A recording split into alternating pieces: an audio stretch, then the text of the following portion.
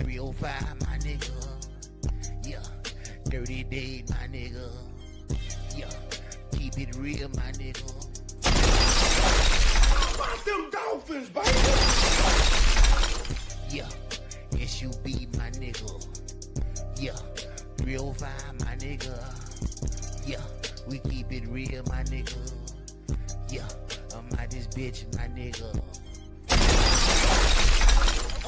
Okay.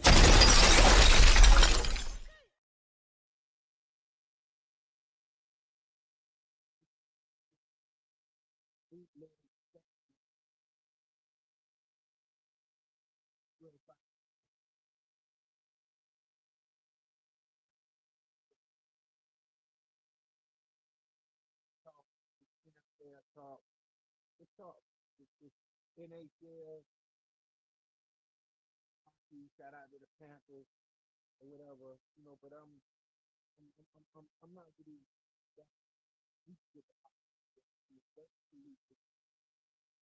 so as we all know, the game is tonight. And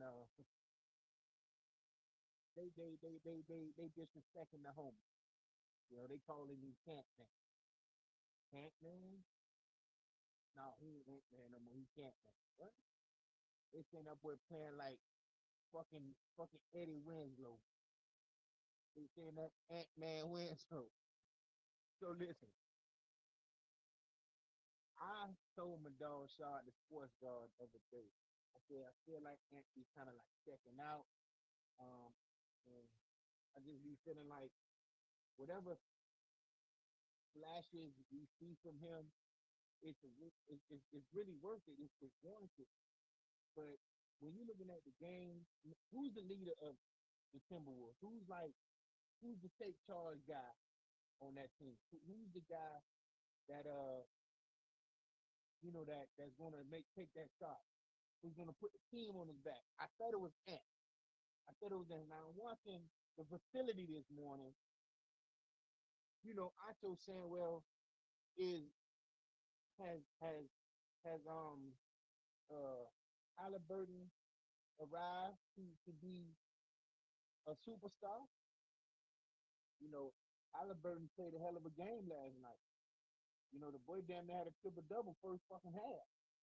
You know what I'm saying? And on top of that, he had triple-double with no turnovers. And he the point guard, so he constantly got the ball. So, with that being said, everybody feel like the way they feel. Oh, Ant this, Ant that. He dethroned LeBron. He did this and that with this, that. Hey, that's true. That is very true. So what's being expected of him is also true. You're making basketball plays, but this is it. This is the game that you want to like impact. You want to make sure you finishing strong. You definitely want to win. So, yeah, man. I'm not going to knock the guy's game. I'm not going to put him down, hate on him or not. But I do see where he plays a little differently when it's KD, LeBron, Steph. But with the youngins that's among his peer group, he lay down like a rug. Or is it just me? Is it the bootleg stat man tripping? Am I tripping or something? Because this is all of the premier young talent in the NBA right now. Halliburton, Ant, Brunson, and SGA. All these guys are playing. And you get to see stellar performances. Halliburton going off. SGA going off. Brunson, he going off. The face of the league, allegedly, he the only one ain't going off consistently. I'm just calling it hot. Please, kid. Please don't shoot the message. Yeah? I'm just calling it hot. Please.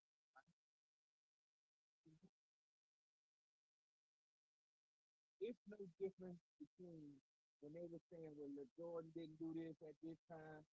it took a while. I agree with State. You were like, look, the man's young. He doesn't know. So why are we trying to anoint the man if he's young?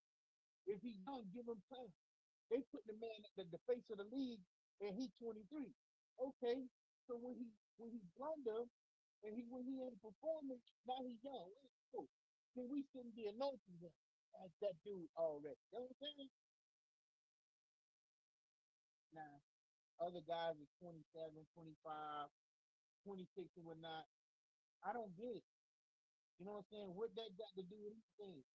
So I was saying, well, look, maybe Halliburton ain't got the star, whatever, but he's superstar game. His game superstar, but his name ain't superstar. Could be. But I know for the team he's on, he plays extremely well. I watched the game, bro. The man was throwing passes to dudes when they catch it, they just go up and score. Now, between him and Brunson, I feel like that's the difference between Halliburton and Brunson. Brunson, he dribble out the motherfucking ball, bro. And guys just be kind of like, like looking around, but last night I felt like he kind of passed it a little more, even though they lost. But yeah, that ain't too good. They saying what's Cat here, him and Cat don't connect. Cat going off. Cat double, and he doing this thing.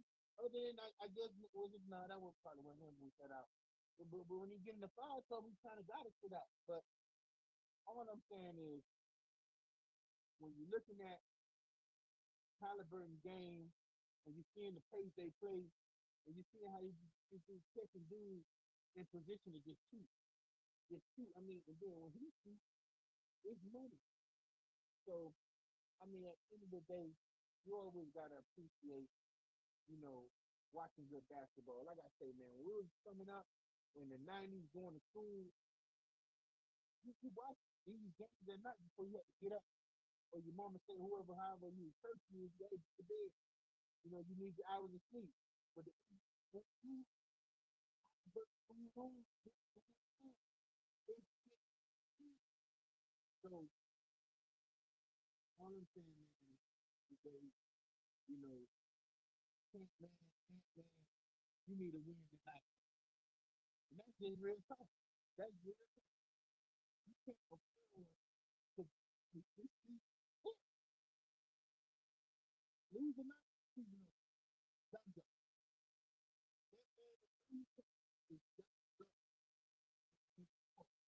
in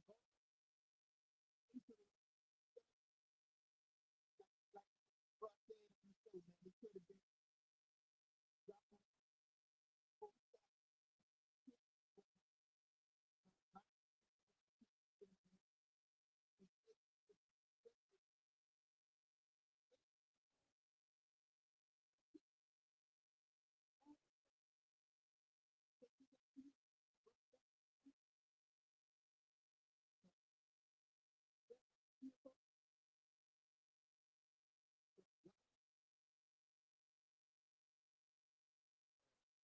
to do man from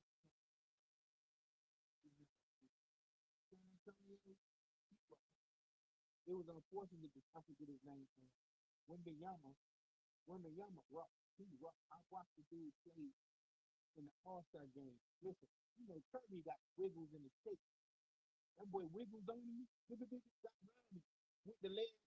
With the block. With got wiggles on him. Look at this. Got around him.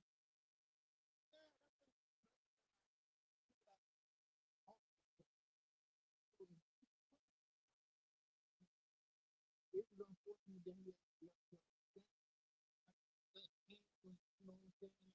Playing, he didn't want to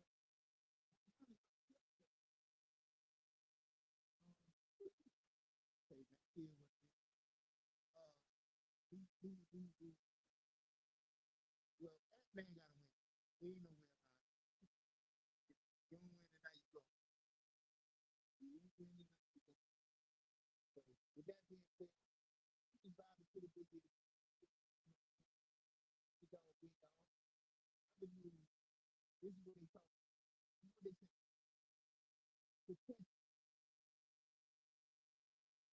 What you did with the Warriors have not. You know what I'm saying? This is a situation where teams silent and it's like they're saying Steph, not Steph. They're saying Steve Kerr don't develop young talent. Is this something we believe? I mean, since them boys been there, now you remember Mark Jackson, I think was not Mark something, the Mark he was the coach first for the Warriors. Then they moved him out and Curry came in and they started winning. But Steph had a couple of, all-star appearances, you know what I'm saying, before he got there. So basically Kerr has not really had no guys that he drafted, brought in to kind of like help out the Kamingas and all those other guys. They seem like they don't play well with Curry when he on the court. And Draymond and all them boys were there already. You know what I'm saying? So then when they had drafted Jordan Poole, he was snapping. They won the championship, then nigga swung on him. So, that was that with that. So is he having a difficult time? Because sometimes it's like Gruden and a lot of these coaches that get a team and start winning, and you don't really have to add that many pieces. You just gotta maintain what's there, and this is all Curry done. I'm not Curry, but Steve Kerr. He just basically maintained what was there. Did a good job. Not Jimmy Butler. He there. I'm already hearing rumbles about Jimmy Butler got fined and all this that for his disrespect. Who knows how that's gonna go? Who knows if him and um Draymond don't get into it? Who knows? You know what I'm saying? But my whole thing was Jimmy Butler and his Miami Heat exit departure. I guess he thought he was gonna be smooth sailing. He playing with another star, and then the star get hurt, and now they looking for you to be what they needed you to be at the Miami Heat. How crazy is that for you, Jimmy? You know what I'm saying? Because you don't got the same spunk, you don't got the same lift or nothing. And then I be feeling like, and then Dwayne Wade said, hey, he wasn't looking at the basket in that Denver, and when we went to the finals in Denver, you know what I'm saying? He said he saw that look when he was playing in the playoffs just recently. The man, like, man, he wasn't even looking at the basket, man. He wasn't even looking to attempt the shot. So by Steph going down, it just exposed Jimmy, and that's crazy how the universe and the basketball gods work. Isn't that crazy? You come there like, forget the Heat, Pat Riley, all that, we over here, finna win up, dubs up, all this shit. And then Steph snapped Achilles, or matter of fact, that wasn't his Achilles, that was his hamstring and whatnot. And guess what? Now they looking for you to win a game to get us to, so Steph come back. Was it me or did he win the game? Steph went out, they lost. So it is what it is with that. NBA is always doing what it's doing. NFL is what everybody talking about. We're 100 days away from that, or 99. Yesterday was 100. So we can't never do too much, but we got to do the most. You know what I'm saying? How that sound, nigga? You crazy? But listen, man, if you fucking with the NFL like I am, like the go getter, like Pop from the Block, Coach Nick, motherfucking who else? Coach Petty and all that. Then listen, if your team represent, I got more than one team. I'm gonna be real with you. I'm a Dolphin fan, but boy, I already know what time it is with them boys. I'm not finna be locked in and not rooting for them all. I'm an NFL fan in general. So yeah, I'm a Dolphin fan, but goddamn it, they don't always win. So what that mean? I'm just gonna be sad as fuck? Nah, nigga, I'm picking another team to rock with. You feel me? And one of my teams is Detroit, and I'm hoping Detroit could get us to the Super Bowl. Another one of my teams is low key. I like with the Rams. To me, the Rams. If you're hearing it here now, the Rams is gonna push for that Super Bowl. If Stafford, right? Stafford, they got a squad, they got a running back, they got the defense. The defense raw. I was telling nigga want to listen to me because I'm the bootleg stat man. I say, well, that defense is not to be trifled with, boy. That nigga Veal and all them boys over there, they was rocking. So I like that squad. I like the Rams. Of course, you know Puka Raw. Um, but right now the NFL is really fixated on Cam, the rookies, Shador, of course. Reports are saying that you know, Travis Hunter is, in OTAs, he's practicing on one side of the ball one day, then the next day he's not doing both offense and defense at the same practice, or at least in OTAs. So I guess that's good news. You know what I'm saying? I just want to see the boys succeed, and then Cam, he doing what he need to do. Shador, I think he gonna start first week. I could be wrong, but I feel like what they got over there for as quarterback. Then you got the Atlanta situation where Kirk Cousins wasn't in OTAs, and they figuring, well, Kirk might go play with Pittsburgh. I don't understand why Pittsburgh didn't draft a quarterback. So, and then they don't even got the running back they had no more. So this is the first time I seen Pittsburgh like looking crazy. Like they looking crazy.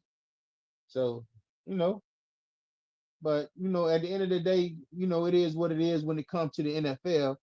It's always exciting to watch any game. And I don't watch that that other league that's going on. My mom will be watching it, but I just can't get to it. And then plus probably it's the time, you know. I be catching flag. Flag, let me tell you something right now. Let me drop the jewel on y'all niggas, man. Y'all niggas know already probably. But flag football is supposed to be an Olympic sport. Um, and it's a lot of dudes who, when we grew up and football didn't pan out, they wanted to go to these leagues. If this was around at the time when dudes was trying to do it, boy, it'd be so many flag football legends right now. Think about it, boy, in the late 90s, like 90s, when dudes was coming out of high school and college wasn't really the thing. If there was a flag football league going crazy like it is now, niggas in one nigga, and some of these niggas won't even have the job they got. They'll be playing flag football and probably working on the weekend, or working and then playing flag on the weekend. So, shout out to the flag football community. But listen, man, like I say, who gonna run the town, man? Who gonna run the town? Who's the NFL? Who would be your prediction to be in the Super Bowl? I'm gonna say the Rams and the Dolphins. I'm never gonna leave the Dolphins out. Rams and the Miami Dolphins will be my Super Bowl pick. You feel what I'm saying? The Dolphins, I always say this about Dolphins. I hate when we have talent and we can't bring the coaching, and then we get the coach. We may not have the talent. But like Colin Cohart made a good point, man. He was like, man, listen, Dan Marino and Don Shula have been a winning combination. Man, I say, man, listen, he had Don. Don arguably one of the greatest coaches of all time, and he couldn't get him back to the Super Bowl. He couldn't win the division. But then again, we ran into Buffalo. Buffalo had us in a chokehold. At least I know they went to the Super Bowl back to back to back to back. They ain't win, but Buffalo for whatever reason. But like you say, you gotta have a quarterback that could play in all weather. You know what I'm saying? That boy said them like what? You ain't never seen a dome team win a dynasty. I'm like, damn, you might be right. Pittsburgh was like a little dynasty. Um, who else? I remember Minnesota had they run back in the day. Um, and who else? New England. But all the little one and dones, that's probably like the Rams, the greatest show on turf. Um, a couple of teams that was not, but that's just what he was saying. I don't know. I kind of thought he made a good point, but if you're a quarterback and you out and you playing in the cold and you can play in the rain. You can throw that ball. Hey, warm weather like playing in Florida is just a bonus. Even when Peyton Manning went to the Super Bowl the first time, it started raining. You know what I'm saying? It rained a nice little bit that day. You got wet, so you got to be able to, you got to be able to throw that thing around the park. But you know, we're gonna turn it back to a little basketball. I just had to tap in with my folks. Have a little conversation and whatnot. You dig what I'm saying? I like when the NBA is rocking and rolling, man. It's a beautiful thing. You know what I'm saying? Hey, man, I want y'all to understand this real quick too.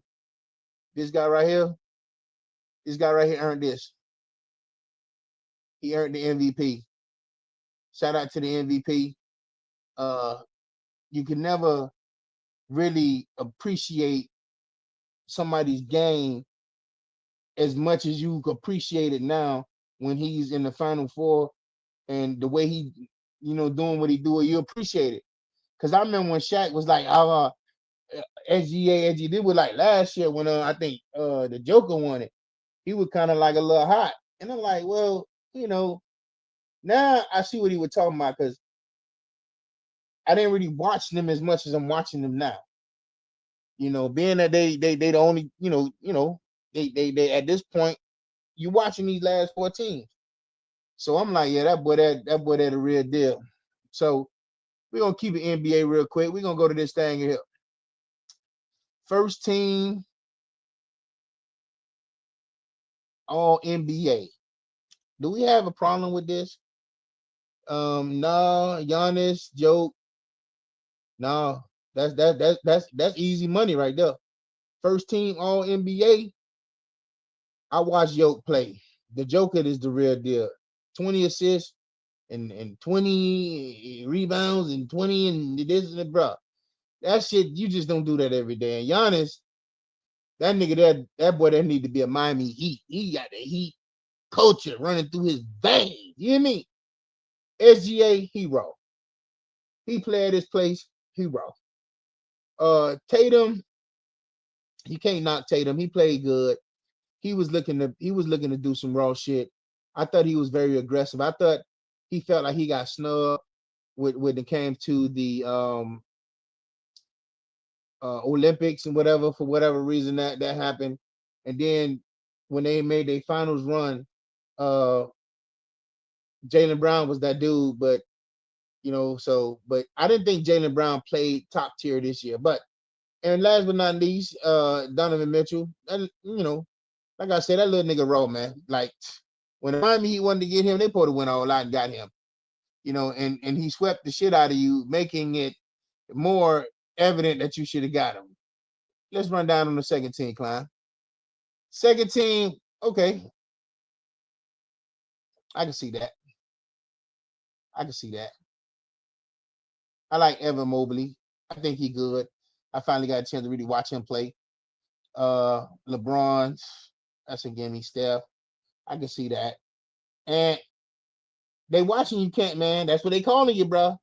And Bronson, I feel like Bronson is raw, but to elevate your team, you're a point guard, so you still got to be able to elevate your teammates.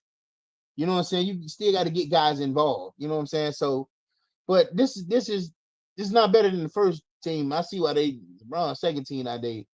But you know what I'm saying? And well, what can you say? It was a good season for all these guys. All these guys made it to the playoffs. And last but not motherfucking least, the stinking ass third team. Now, Cade Cunningham, young star. Because I'm telling you, Detroit gave everybody work. Real squad. They're gonna be problems next year. Halliburton, we see what he doing. I could consider James Harden being off this list because he's a real no-show when it comes to goddamn playoffs. Like since he's been in the league, dog. This the same thing, bro. This man a no-show, bro. I watched the game, he wasn't doing nothing. And I'm like, damn, boy, okay, him and Kawhi, they gonna get in when they got Şengün or whatever. or whatever the center dude name. I'm like, yo, this could work. And all of a sudden, Harden just faded. He wasn't taking the shots, or the defense was playing him a certain kind of way, and he wasn't working. It was Kawhi going ham. Cat, I have more of appreciation for Cat's game. You know, over the years, you see him playing with Rudy Gobert. You didn't really appreciate his abilities or whatnot. But now I think that Cat, he's they talking about getting rid of him, getting KD for Brunson. Listen, Brunson you a point guard, man. You got to make it work. But anyway, and the dude Williams, I didn't know nothing about him. Stellar dude, thorough. He's consistent from what I'm seeing now. I never even knew about these dudes, but I knew about Cade and the Halliburton dude, but I didn't see Halliburton play as much like I'm seeing him now. But Cade was I knew about him because I was putting him on my ticket. He was making it work for me. You know what I'm saying?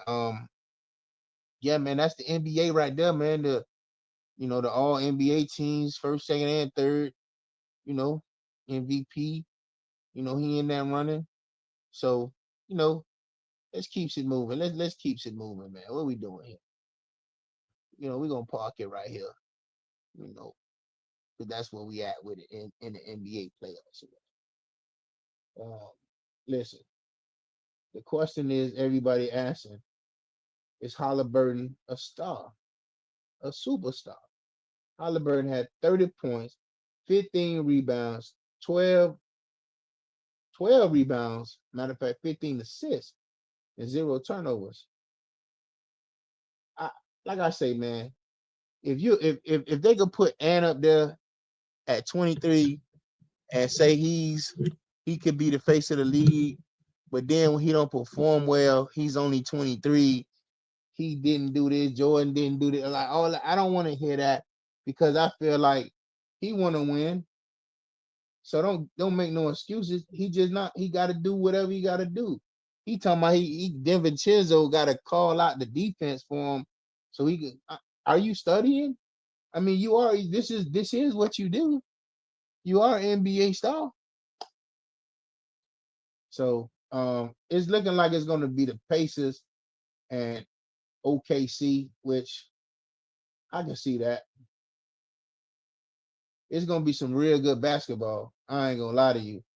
If OKC and the Pacers get in it, man, it's gonna be a beautiful series, man.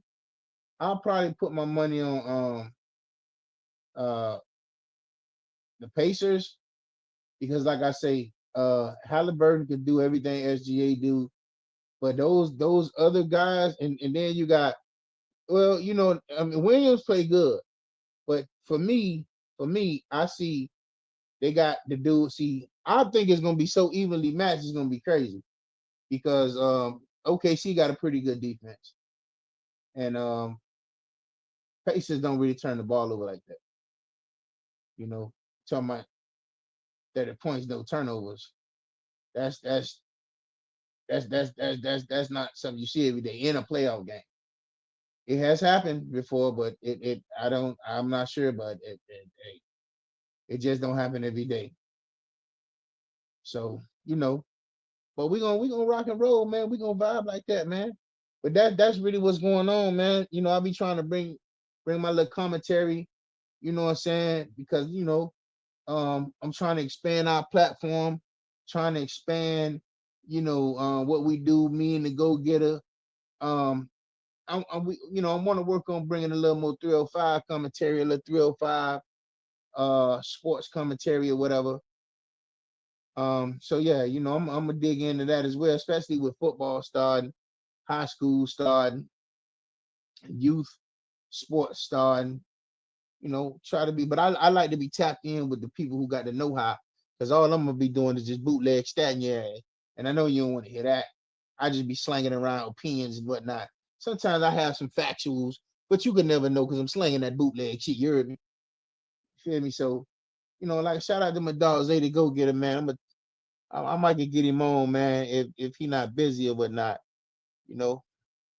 So, what it is, man.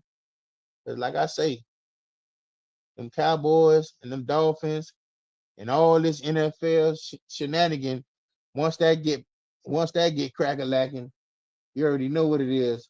And one of the last things I've seen was some NFL shit. Let me go back to my little NFL. They is Dak under pressure to win right now? Because they done gave Dak all the bells and whistles and all the tools and whatnot. Is he under pressure to win right now? Is Dak Prescott under pressure to win right now? They done gave him all the bells and whistles to do what he need to do. It's always Dak. But they gonna give another dude the money, the extreme amounts of money on, and that is Micah Parsons. Is pressure on Micah? Because I told my dog, ZayDaGoGetta, I say, hey, if they give Micah this big old bundle truckload of money on, he need to produce more takeaways and touchdowns. What you mean? He a defensive end. That ain't what that's a fucking lie.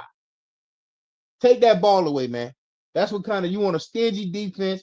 You want him, do your job, make pressures. But I'm gonna be paying attention to the dude. Like Shady was going on, oh, y'all be messing with the man about the podcast. You probably right. They finna back him up, back a whole Brinks truck of load and dump it in his bank account. All right. But he like, well, they did the same thing. Dak is still the highest paid quarterback right now, 60 mil. Cause if you look at I wish I had the graphic. If you look at all the top paid quarterbacks, none of them have made Super Bowl appearance. Niggas is getting kicked out in the playoffs first round. None of the highest paid quarterbacks are winning like that. You know what I'm saying? Josh, Dak, Purdy, Tua, Trevor Lawrence, and the list goes on. But it's one dude who's winning, and Jalen won. He went a couple years, back every other, he going in from the Eagles. Of course, what the guy named? Kansas City, Pat Mahomes. We hoping to see the dude, what the dude name? Lamar. We're hoping to see Josh. You're hoping to see the dude from Washington, Jalen Daniels. You hoping to see these young dudes make a turn. You know what I'm saying? But like I say, they talking about CJ Stroud. CJ Stroud got a little more to show me. I like CJ Stroud, but I watched him. I watched games where they won, and he had a horrible game. Like, he was just not good. But hey, receiving went down, injuries, we'll see. You know what I'm saying? We're gonna see. Percentage of a Knicks comeback. Jalen Brunson say, I'm not doing enough. Well, I beg to differ. You scoring. And if you was a little bigger, maybe 6'5", you would be a shooting guard. But being that you, whatever height you is, you like to score. But as far as like the IQ to get other guys involved, I don't see it, man. Like, I feel like Brunson need to have more rebounds, more assists. He need triple doubles every night. You know what I'm saying? He need the same kind of game every night like Halliburton had. But since Halliburton on the other end, probably can't do that. And you already know how Paul Pierce feeling about it. He's snapping right now. Man, listen. I don't know, man. I feel like the Knicks, they this is the game. They played 121 for the Knicks. That's a win against most opponents. 121 points, but you playing a team that could get 140 and up and down and up and down and up and down the court running. It's just a hard ask for them, and I don't think that their team is bad. I think they need a couple of more pieces that can work. The dude McBride and Bridges and all of those guys are good, okay, but they're not making that. That's why Thibodeau only plays 7 guys. That's it, because he don't have enough talent, or maybe they're not developing the talent. I don't know. But at the end of the day, like I say, I thought that Brunson did what he could do. It just they don't have enough. And I was spazzing because the boy sat on 29 points. I'm like, man, don't blow my ticket. But my ticket was so gorgeous. I mean, everything was in green. Even if Knicks didn't win, I had the props on him. I had the props on OG Anunoby. I had niggas going crazy. And here you go at 29. That point, I'm telling you, bro, these betting ass be sticking you in the head with that 0.5. That 0.5 is always a killer. Well, man, you can't be mad at the 0.5, you know.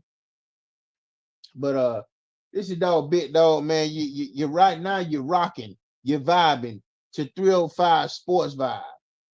Bootleg stat, man, your dog big dog. We ain't fucking off. We ain't doing that. We gonna keep this shit moving. We ain't bullshitting with your stinking ass. You dig? So listen, man. Around this time, we gonna let our sponsors have their way with you. You know what I'm saying? Hey, listen. Hey, hey, I ain't even gonna say that. Yeah, man. Yeah, how we rocking, man.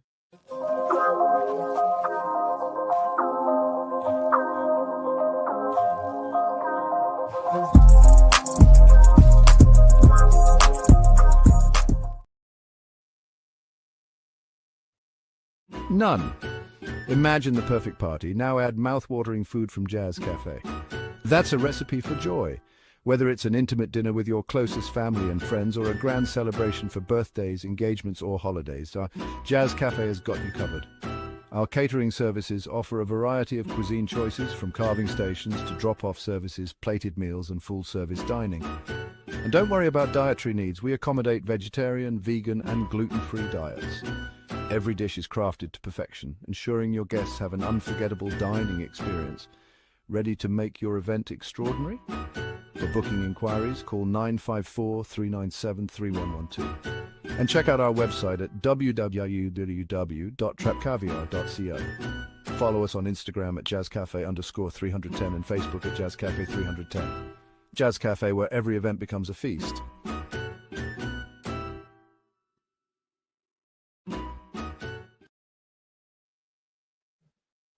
This is why you need to mark your calendar. Every third Saturday, lives are transformed at the Jazz Cafe and City Church Resource Center. We believe in standing on the Word of God, serving our community with love and compassion. The Spirit of God, the Master, is on me because God anointed me. He sent me to preach good news to the poor, heal the heartbroken, announce freedom to all captives, and pardon all prisoners.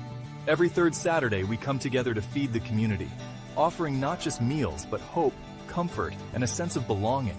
Imagine the joy on a child's face, the relief in a parent's eyes, the warmth in every heart. You can be part of this incredible mission. Want to help? It's simple. Sponsor or donate via Cash App at Jazz Cafe 310 or Zelle 954-397-3112. For more information, check out www.trapcaviar.co. Together, we can make a difference, one meal at a time. Join us at the Jazz Cafe and City Church Resource Center and be the change you wish to see.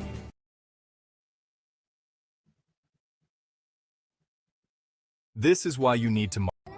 All right, I'm just gonna. I gotta shoot for this. Y'all gotta shoot.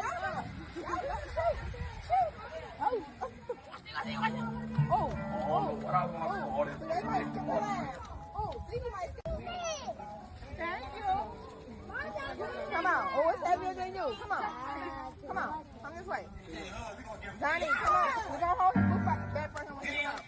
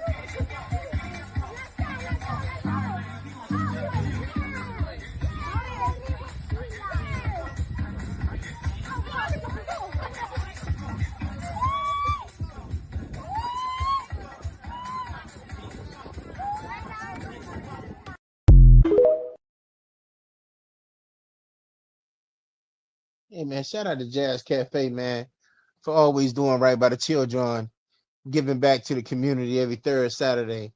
And you know, the nonprofit organization is established, and we will be doing more in the community in the up and coming months and whatnot. So, you know, back to the boogie of the beat or whatnot. You dig Terry Bradshaw, you know, the legend Terry Bradshaw, Steelers ex quarterback.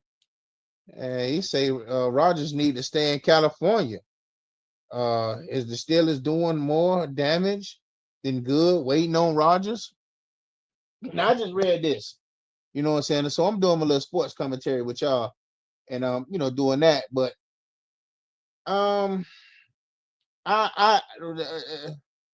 Rodgers is a character to me. Rodgers is somebody who is really just maximizing what he did in the league, and for people to think that he's gonna come and do it to their franchise, win a Super Bowl possibly at the age he is, and the way he do is seem like he like on some LeBron shit. He want to come and control some shit, and then you don't really win no shit. You know what I'm saying? So maybe he is doing a little more harm. He said the other day he wouldn't mind going back to play with Green Bay. I guess that's to be a backup or whatnot. So I'm just not a big Aaron Rodgers fan. I'm not currently like big on Aaron Rodgers. Um, Certain situations you could win if you're willing to be that backup dude. Like I believe that if Aaron is still trying to be a starter in this league, uh, maybe. But if he come and be a backup somewhere, he might have a chance to win because quarterbacks get hurt every day, B. So I don't know. I don't know if he's doing more harm. I do know Pittsburgh got to go into OTAs and whatnot without a quarterback, and they just signed DK Metcalf. What kind of season he gonna have? He probably like, well, I got the bag, but his productivity may not be what he wanted to be with maybe Mason Rudolph, or is that who they got or whatever? And this makes me think like Pittsburgh should have drafted Shador. Why would you not draft a quarterback when you don't have one? And then y'all didn't secure Justin Fields, the quarterback who went to the Jets. You had two quarterbacks, y'all could have kept one. Russell didn't stay. Hey, Justin, we lock you in. You know what I'm saying? I mean, you wouldn't even be going through this. Like whatever the man wasn't doing right, I feel like I don't know. I just didn't understand like why wouldn't you keep him? You know, I would at least kept one. But they ain't keep nobody. So now you thinking Aaron Rodgers is gonna come and save the day, which is crazy. It's crazy. Is Aaron Rodgers doing more damage than good? No, is the Steelers doing more damage than good by waiting on Aaron Rodgers? Terry Bradshaw say Rodgers needs to stay in California with his stinking hippie ass. Ah. Hey, listen, man. I'm gonna tell you the truth. Will Aaron Rodgers make them better? I'm sure he will. Would they win a Super Bowl? You got to play the Ravens. They got a real sticky division that you got to run through twice, and it ain't nothing nice in that Pittsburgh division at all. So is Aaron ready to play over there? I don't know. I don't know. Caleb Williams and the dude, they saying he need to, improve on his body language and to be more of a leader. I don't know. Some of these dudes gonna be, listen, in my opinion, in the future, guys that's coming out of college that got the NIL bag, they can't be, if they basing they career on having money. Coming out of college, you already got money. Now it's going to be like, how much do you really love the game? You know, so guys, that's going to be all these big recruits, 5-star and 4-star recruits coming out, going to get money that the coaching staff don't even get. A guy getting $3 million a year, and the guy other than the coach, you get more money than. Is that a disrespect? Are you willing to listen to him? I don't know. So college has always been interesting when dudes wasn't getting paid in the 90s and 80s and whatever. Now they getting paid. Now you got these young dudes that's like, you know, getting money. Do they really want to go to the league? You know, dude to stay in college 3-4, you know, like dudes get into college, have a freshman year, ball out, have a sophomore year, going to the pros. Really grinding, struggling, eating oodles and noodles and ramen or whatever they call it. Right? Now, niggas is in college with Rolexes and bezels, and it's all legitimate money, y'all. House on the hill. Why leave college? College is good. You know what I'm saying? Why leave? You know, you seen the dude leave Tennessee with the NIL situation to go to UCLA and allegedly take less money. Like, why would you want to leave the Southeastern Conference? That's games on. I don't even that he Colin Cohart. I like his show. He say nowadays football dads are like pageant moms, which is a crazy analogy. If you remember how pageant moms, little model moms, trying to get them in Disney, trying to get them here, how they used to blitz the situation. Yeah. So your daddy got you in a situation where you done lost money from getting 40 something $1,000 a month or whatever the pay was, two point whatever $3 million deal to over here to UCLA.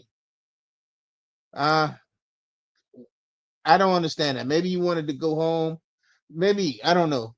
But I like that dude, Nico. I thought he was gonna turn Tennessee upside down. I'm like, this boy raw. So now, and I was happy he was in the SEC. So now I'm like, you over here with UCLA? Where you? UCLA.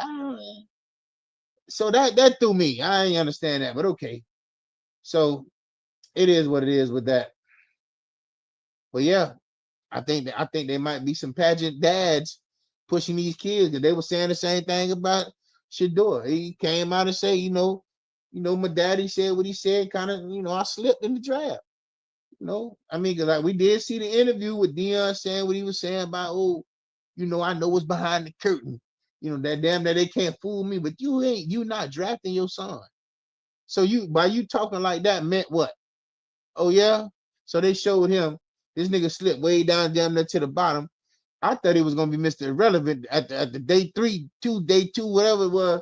I said, boy, they gonna make this nigga Mr. Irrelevant. That's fucked up. But they ain't do it. They ain't do it to him, Keith. They ain't do it to him, big dog. Oh man. Okay, well, I got some more for you.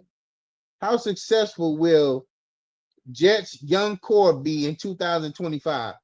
Aaron Glenn. It's a young man's game. That's what coach say. Coach say it's a young man's game. I agree to some degree. When you got guys that's really, because like I say, man, quarterbacking done changed in my opinion. When you had the Tom Brady's and the Mannings and the Marinos, it was about quick reading the defense, being quick, and like being able to be precise with the rock or whatever your skill, but you had to process quick. I'm not sure that some of these guys that's playing now process like that, like far as pre-snap and all these different things. Like watching Tom Brady and watching against Ray Lewis, or Manning against Ray Lewis, or Manning against Ed Reed, that's classic shit.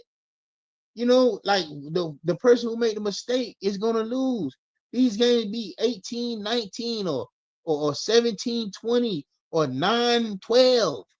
These be epic games. So nowadays, I feel like, people be sensationalized about certain guys.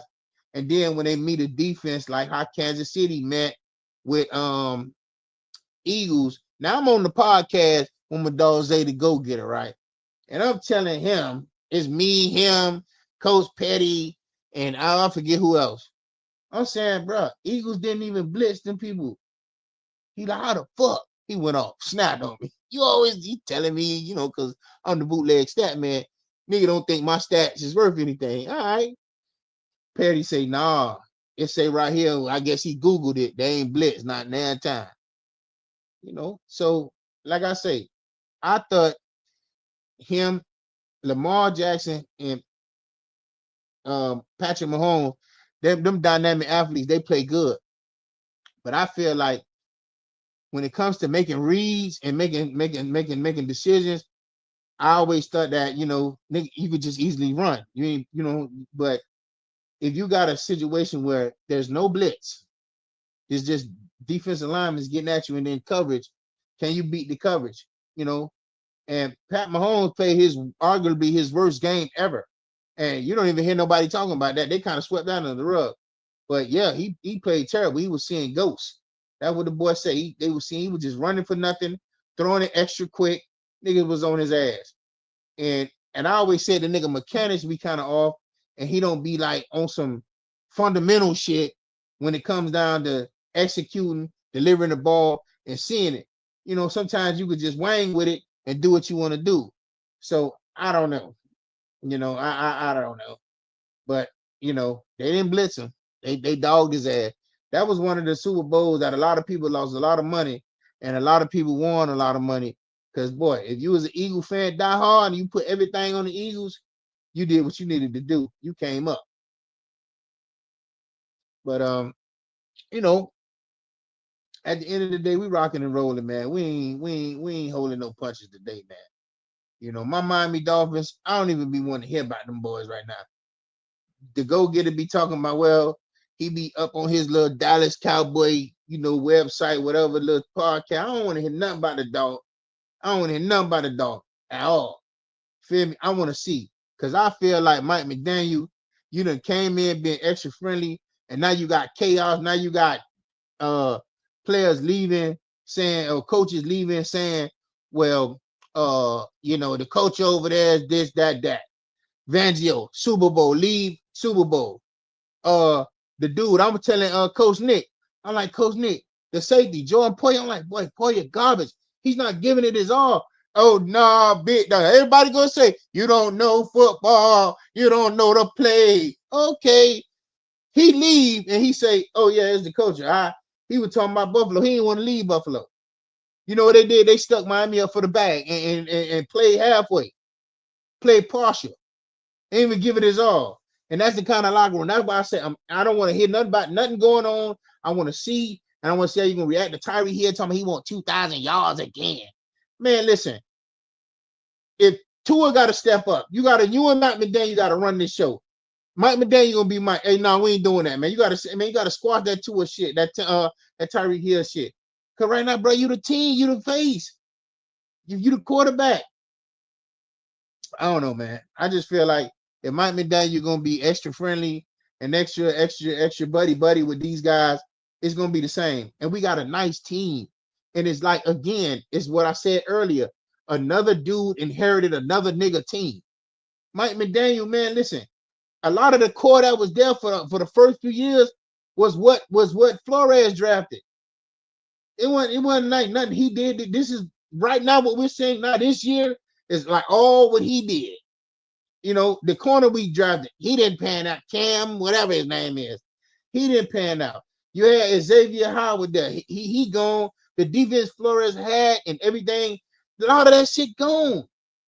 You thought you could just cherry pick out the free agent and make this shit work? No, you ain't the kind of coach that these dudes respect, especially these veterans, bro. They don't respect you, Brian Flores, Super Bowl champ, Super Bowl winning coach. They gonna respect him. He not their friend. He here to do a job. Man, Mike McDaniel, you ruined it, bro. All this talent gonna go to waste because we got a coach that's not really a disciplinary. Like McVay and all these dudes, they young too. They winning Super Bowls. Man, you too friendly in my book. Oh, he come from the Shanahan tree. Give a fuck. What that mean? You want to win? You don't run the ball. Even when I watched, that's why San Fran just was getting there. They wasn't winning. You want nigga hating on Garoppolo? I'm like, bro, the Kansas City championship, the first one, San Francisco supposed to won, man. Why are they throwing the ball? I'm like, wait, man, y'all got the lead. Run this shit. Run the ball. And then Mostert was there. They getting 6-7 yards. Third down, it's didn't get no yards. You running on first down. You get 6 or 7 yards, and then you throw. Why? But then they say Garoppolo. Why? You don't take the ball out of Garoppolo's hand. The damn near the same squad was there, except McCaffrey. You know what I'm saying? The tight end was there. Ayuk and all the rest of the boys were there, if I'm not mistaken. And listen, that's why I say San Fran, if that's what he come from, all he want to do is throw the ball. You want to act like, want to masquerade like you a running team, but really you want to throw the ball. If you don't want to throw it, you don't want to hand it to him, you want to run it, or throw it to the McCaffrey, throw it to the man. Listen, so all that shit about Purdy and what they were saying about the tree. He's just like Purdy. I would rather Purdy. We gave Purdy because Purdy, he's a little more athletic. He if he don't see it, he out of there. And with the team we got, come on, man, Purdy would be way better. So, and that's just my opinion. You know what I'm saying? I'm a Dolphin fan.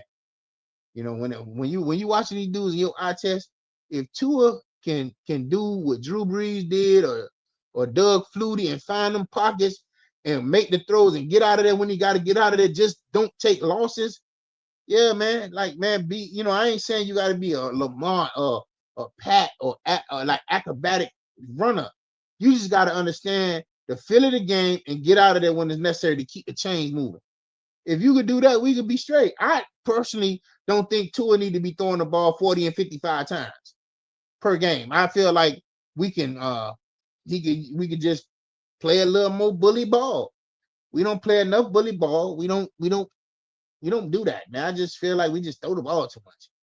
You know what I'm saying? But Mike McDaniel, he's not bad as an offensive coordinator, but he definitely need work as a coach because you can't be these boys' friend. Nah, I guess they got rid of Wes Welker because I guess what the dude, and I guess the receiver room when respecting that shit. You got to get guys in there that's like not looking to be their friend. Wes Welker, he's not he older than Tyreek, but damn, he's still young. He got 45, 46.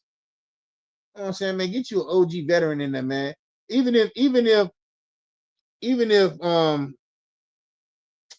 didn't, I'm just saying, man. I just didn't like, the way things ended for us, man. Then you get that Snoop Huntley wanted to stay. Y'all don't even sign him. You bring all these white boys in, all this mayonnaise, vanilla shit. Like, what the fuck? The man wanted to be a part of the team.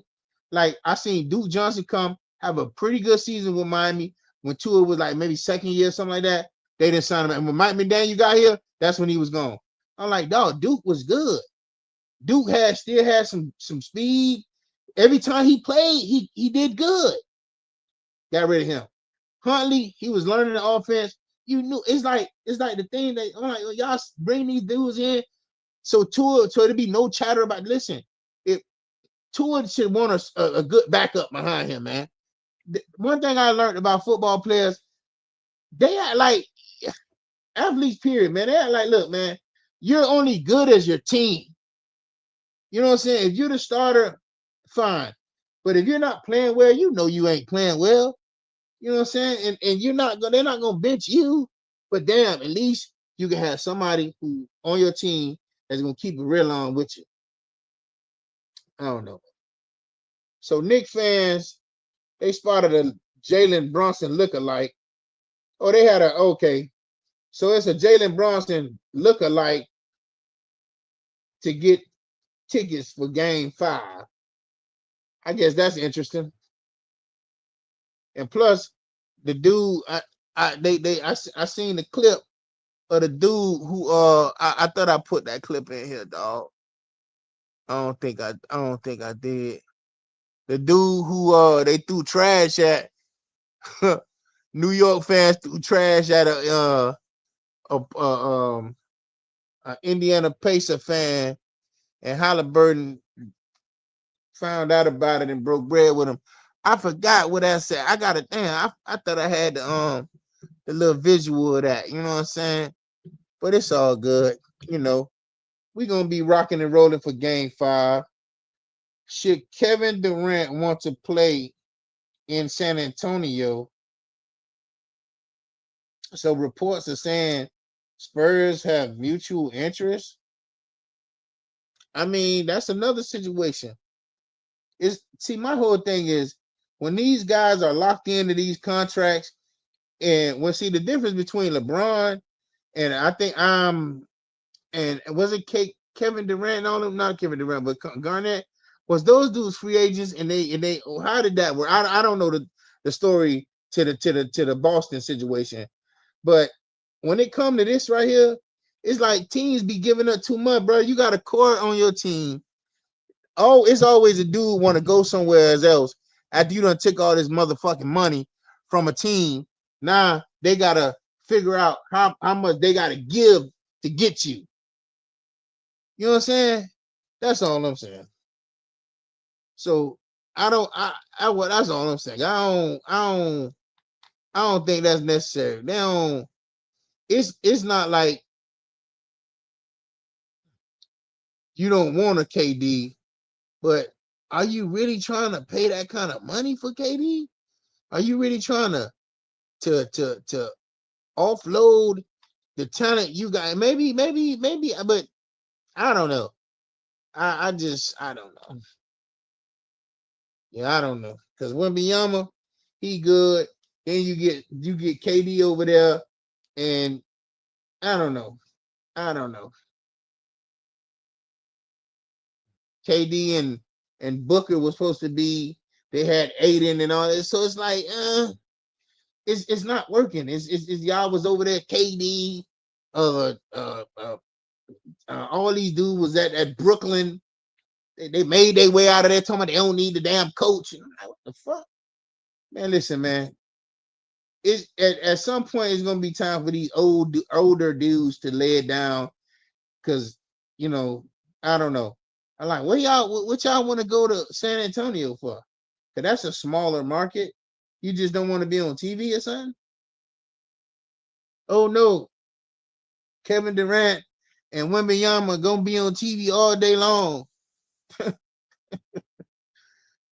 Hey, listen, man. It is what it is. You know what I'm saying? It's 305 Sports Vibe. This your dog, Big Dog Bootleg Stat, man. You know what I'm saying? And like I say, we're gonna keep it player.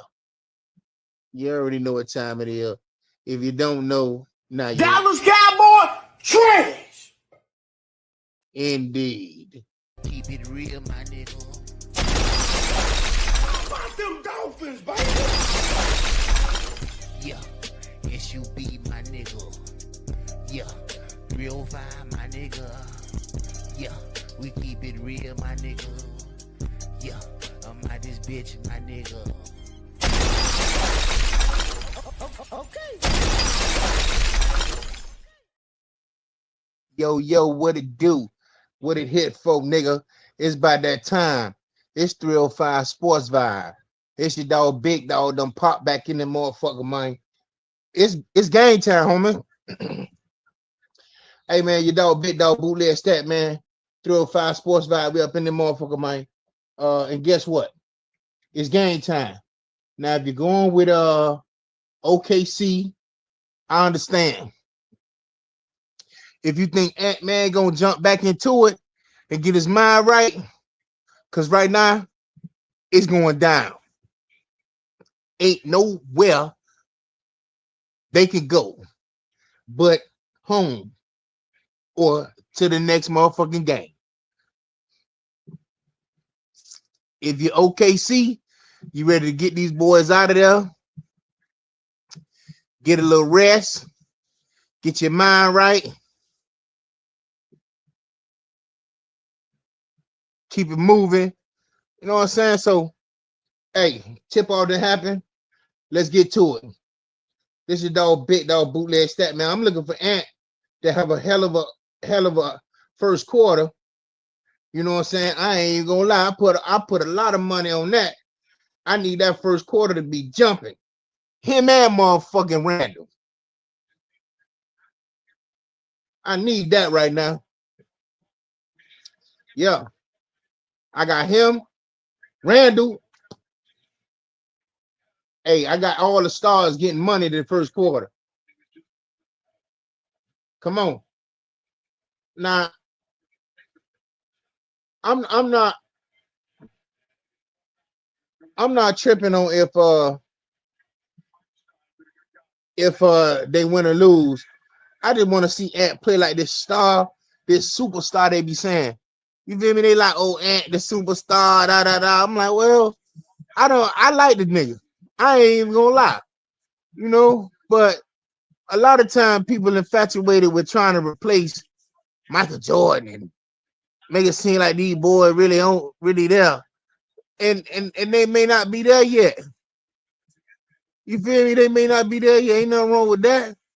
They call him a dog, all kind of Winslows and Cantmans and whatnot. Can Ant-Man get the job done? Come on now. Y'all know what I'm talking about. Y'all seeing the game like me. He said he made the proper basketball play. Well, look, this is your elimination game. If you don't get this shit right, ain't nothing. See that? And ain't took a shot yet.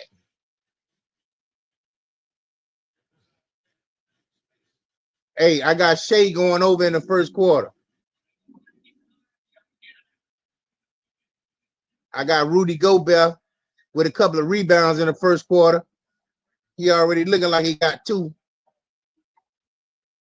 Yeah. Hey, you know, I was finna take that first point scored, 2 or 3. Yeah, yeah. But you know, sometimes you be like, damn, man, you be eyeballing that shit on the ticket. You be like, damn, I should put that shit in. Then it happened. You be like, I was looking at that shit. I should have put that shit in on my ticket. Come on, Ant.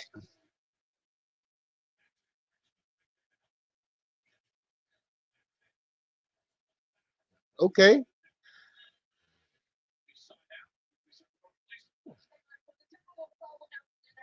Hey, Ant, I'm gonna tell you right now, they calling you Cat Man. They calling you Cat Man. Come on, Cat. I know you can do it, Cat. Hey, but listen, man, shout out to the MVP SGA, man, and them boys rocking hard. It ain't no game. But hey, man, right now it's game 5. And could this be the game that sent Kent, man, back to the crib? Get him on back to the crib. Uh-oh, Chet with the 3.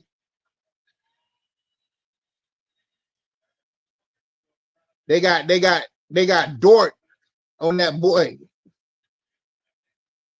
So, oh, come on now. Damn. Hey, I think I remember when Holmgren got drafted. I think he hurt himself and he was out for like the whole season. So, you know, SGA and not SGA, but OKC, man, they be having a lot of good squads.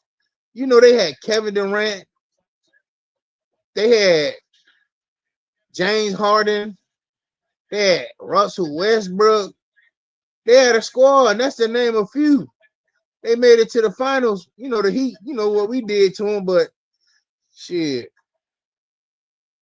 they get this opportunity this time. They got to do something with it. Boy, look at here, boy. Okay, Gobert with a block. Hey, boy, and I'll start putting tickets in on that defense shit for steals and shit, blocks. Oh, nice. Oh, nice. See, that's what I'm saying. Then what I be saying.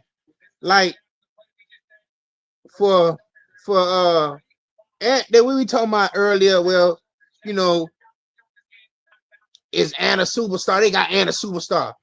He 23, he a superstar, right? But when he don't perform like a superstar, oh, he 23. What you expect? What you mean? Y'all done gave the man some y'all done anointed the man the superstar, but when he don't perform like when he only 23, come on, oh, and the superstar, but not Halliburton. Man, Halliburton make his team better.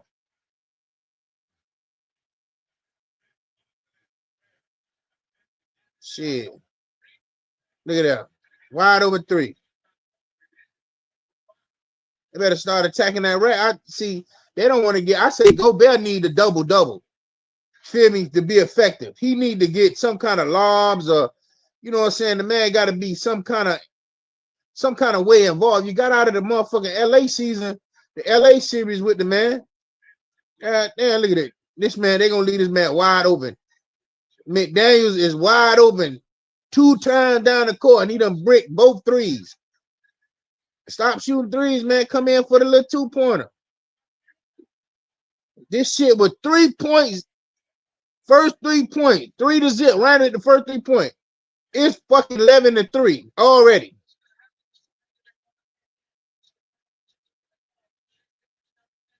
And look right there. He ain't even attempt to jump or do shit. Listen, man, I ain't gonna lie.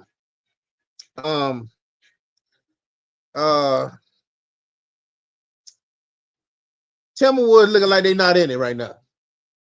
The first quarter is telling you everything. Now, I don't mind. I'm not saying that Ant gotta just force it. But what I'm saying is let it be known that I'm gonna get to my spot. I'm gonna figure it out. Like they saying, like when you pass the ball, stay moving so you could kind of create a mismatch somewhere else. You pass the ball and you just stand right there. The man just stand right in front of you. That's that little extra effort you're not giving. That's just crazy, man. And I like Ant-Man, you know, but I don't watch the nigga the whole season. And it's like it be games that I feel like he just check out. He just do the minimum. And you know, you talking about superstar. I mean, it's really like we need a superstar effort. You heard what Coach Boone say? Or was it you know on Remember the Time? Man, say you want to be a star, give me a star effort. And I don't feel like the man giving a star effort, dog. You feel me? I understand you making the right basketball play, but man, one thing, I'm a Dolphin fan. Again, y'all know that 305 Sports Vibe, right? Marino made it to the playoffs, made it to the Super Bowl, and lost. And in the commentary, they like he gonna be back. He didn't get back. You know, so the odds of you getting back here again, it's not guaranteed, and it's not. I'm not saying it's high or low, but look, this could be it for you. You know what I'm saying? You never know what's gonna happen. And all I'm saying is when you look back, you feel like you did everything you could to help your team win. Because they're okay with kind of letting Randall get a little bit, but they're not trying, because see, they know as you go, all this charisma they say you got, all this swag they say you working with, okay. So we know OKC feel like we let him get going, and he go to popping this shit is gonna affect the whole team. But guess what? We put a lid on that nigga, and we bottle him up. Ain't nothing going. Yeah, 17 points, 10 assists, 7 rebounds. Yeah, I made the right basketball play. Okay, I see you. All right. Ain't nothing wrong with that. But your team finna go home. That's why a lot of people like Giannis. onto Tupo because he's relentless. That's why people talk about the Mamba mentality. Nigga gonna come down and score 6, 8, 10 points every time. You feel me? Yeah, y'all stop me, double me, and guess what? You triple me so good, I dump it off to Rudy Gobert, bang. He gonna get 10 points because I'm gonna keep putting it on him. But no, ain't nobody even do nothing right there. The man got in the paint and y'all just watched him till he threw an alley over your head. It's crazy. It's crazy.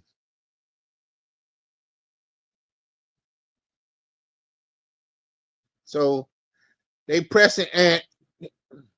I guess his dribble ability is okay, is good, but now they got Caruso on him. Come on, Ant. I'm just saying, man, get out the first quarter with 10 points. Apply pressure. Shit. I see. Oh, Lord, look at that. Boot. Oh, okay. Okay. Come on now.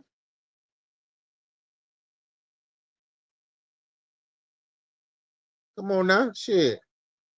At the end of the day, when you looking at oh, nice. Caruso with the steal. That's crazy. I got Caruso on my point with a steal that won't 0.5. That's crazy. The man picked this pocket. This nigga was on the team with LeBron. LeBron dismembered his whole bubble team. Crazy. Come on, Ed, get on the head. That's what I'm talking about, man. Get on their motherfucking head, partner. I need you to cash all the way in, boy. I believe in you, boy. At least for this first quarter, you gotta. Hey, ain't coach telling me, look, man, ain't no after this. Ain't no after this. After this is going home. You ready to go home? You know? You ready to go home or what? Shit, man. And Alexander not in. Rudy Gobert got 4 rebounds. I'm looking for McDaniel. See, I was McDaniel. You would have had about 9 points right now. They leave you wide the fuck open. You got to hit those shots, my boy. That's off top. You definitely got to hit those points. Okay, so Shea got 4. Ant got 4. I'm hoping Ant could get that. Yeah, I'm just hoping them because once them shots go to falling, man, they go to it'd be a problem. I can hear the street come. Now, hey, listen, Julius Randle got to get 4.5. So he just need to score one more time. But yeah, man, yeah. But listen, man, this your dog, big dog, bootleg stat, man. We vibing to the boogie to be. Look at this shit. Bro, it's already, he done fumbled the ball already out of bounds. It's the first quarter about to be out of there. I be telling these boys, boy. NBA shit, boy, it's clean. These young nigga balling. Oh, nice. Oh, okay. Nas with the steal. Come on. God damn. Why you ain't get up, bro? I feel you, though. He got the steal. Why to kick it off his foot? Oops, he ain't know what to do. He ain't know what to do. Get the ball up.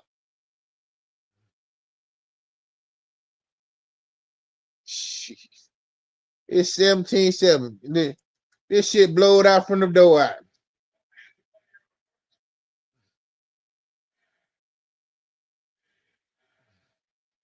And Randall, I was like, what?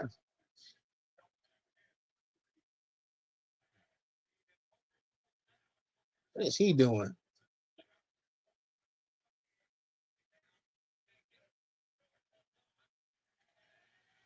And listen,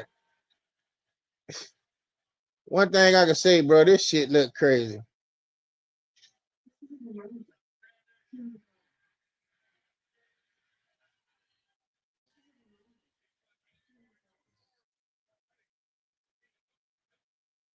These people already got. Look at their body language, man. Who is the leader on the Timberwolves? Who is the leader, bro? There's nobody who you know what I'm saying? It's like, you know, I don't know. Ant can't be the leader, man. He can't be the leader. It got to be somebody else, obviously. I'm like, God damn, Keith.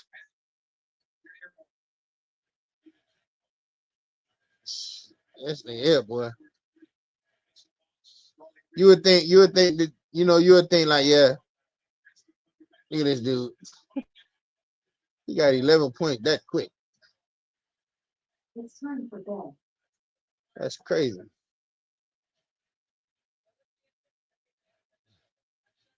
Ant, you got to come back with it, brother.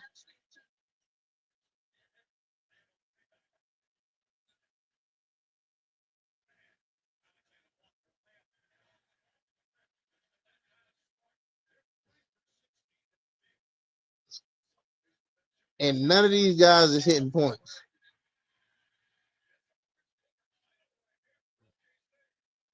That's crazy.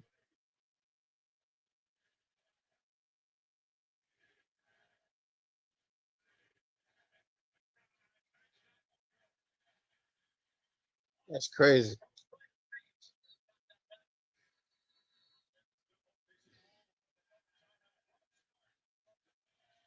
The Thunder is standing on y'all niggas' head, bro. It don't even make no damn sense.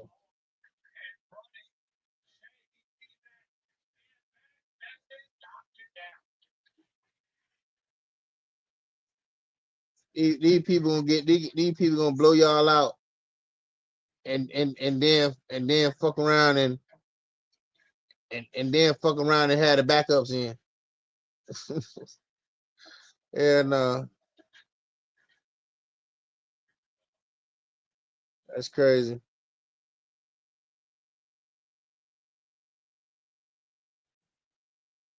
I got a couple of unders on that bit. We got 2 rebounds and all.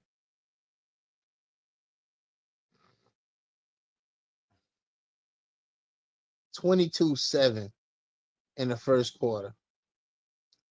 That don't make no damn sense. And this is a closeout game. I'm not gonna want to hear none of these people got to say tomorrow when they talking to me about Ant being a motherfucking superstar. I don't want to hear that shit no more. That's out of there. I don't want to hear that shit. I don't want to hear that he 23 shit. I don't want to hear that shit. Now, granted, the game is not over, but the body language of these people, the energy, it's not there. It's not there. Nas Reed got the steal. I guess I don't know what he's trying to do with it. He trying to, I guess, but it fell off his knee. Hey man, you want quality possessions, man. Y'all boys panicking already. Y'all panicking. You gonna look up this shit gonna be 40 to motherfucking 10. First quarter, man. Ain't gonna be nothing left. Shea probably gonna get in and just get. I mean, but he might not even get, bro. If this shit get too outrageous early, third quarter ain't nobody gonna even start. Motherfucking starters ain't even gonna be in the game. It's gonna be a bunch of backup, just holding it down. Get out of here with the win. Let the starters rest.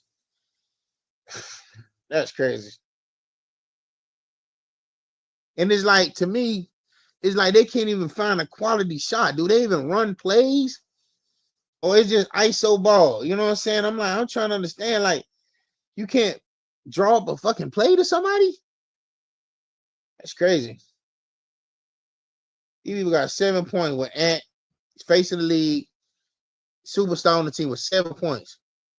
He got 4, and the other dude got 3 or 4 or 3. You know what I'm saying? So I don't know. And if your stars, Randall and Anthony Edwards, not playing well, then you may not have the chance to win that you want. It may be a struggle. And then when we look at it again, it comes back to this. It comes to the cat man. That's crazy. So if you the cat man, then what the hell goes on, man? What the hell going on?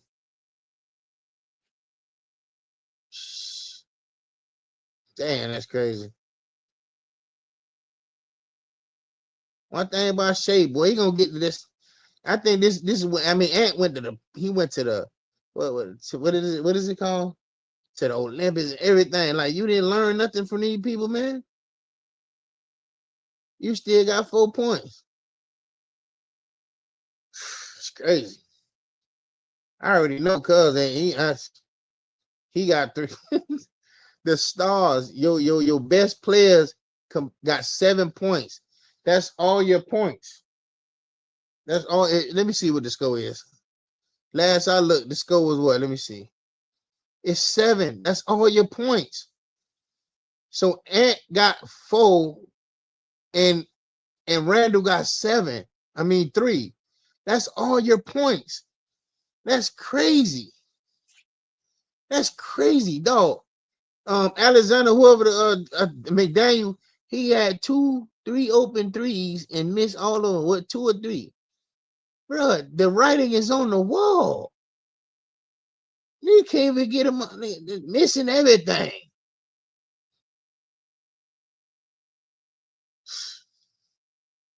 Listen, this is crazy. Boy, I tell you. I just knew the man was gonna get some points. I said, Cuz gonna get by 8 points. He ain't going out like that. I already know it. He gonna put pressure on these niggas to fire him or something. He not just not just gonna let them boys box him up like that. Man, you gotta end this quarter. Caruso stealing shit. Caruso in a nigga pocket. And the writing on the wall. If you're a Timberwolves fan and you believe in Ant, I mean, I believe the man got room to grow. And I believe when you just think you got the ability to be whatever, and you don't put in the work, or you don't put in the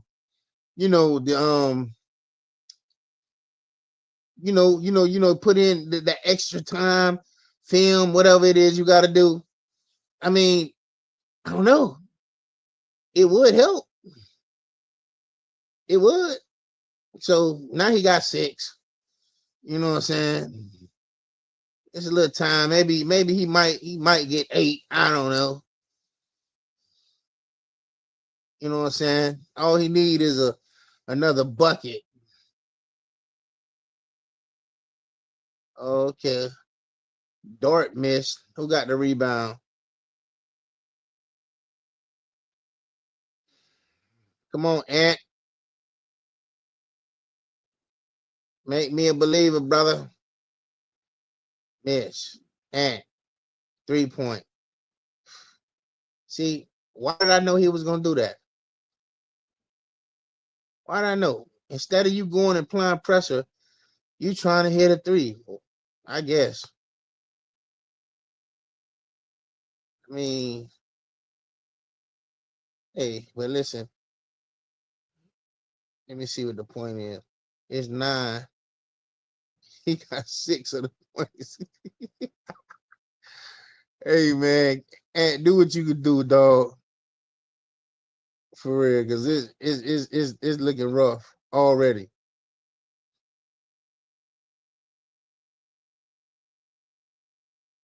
It's looking rough. Nah, okay. They got DiVincenzo in, so that means Ant probably done went to the bench.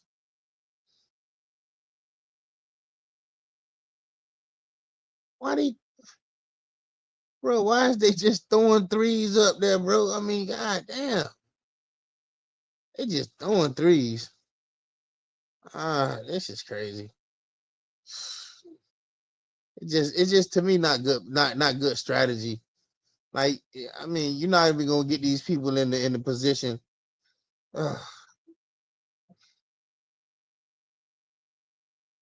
9 points. I know they're trying to get everybody involved, but I'm just saying, it's crazy.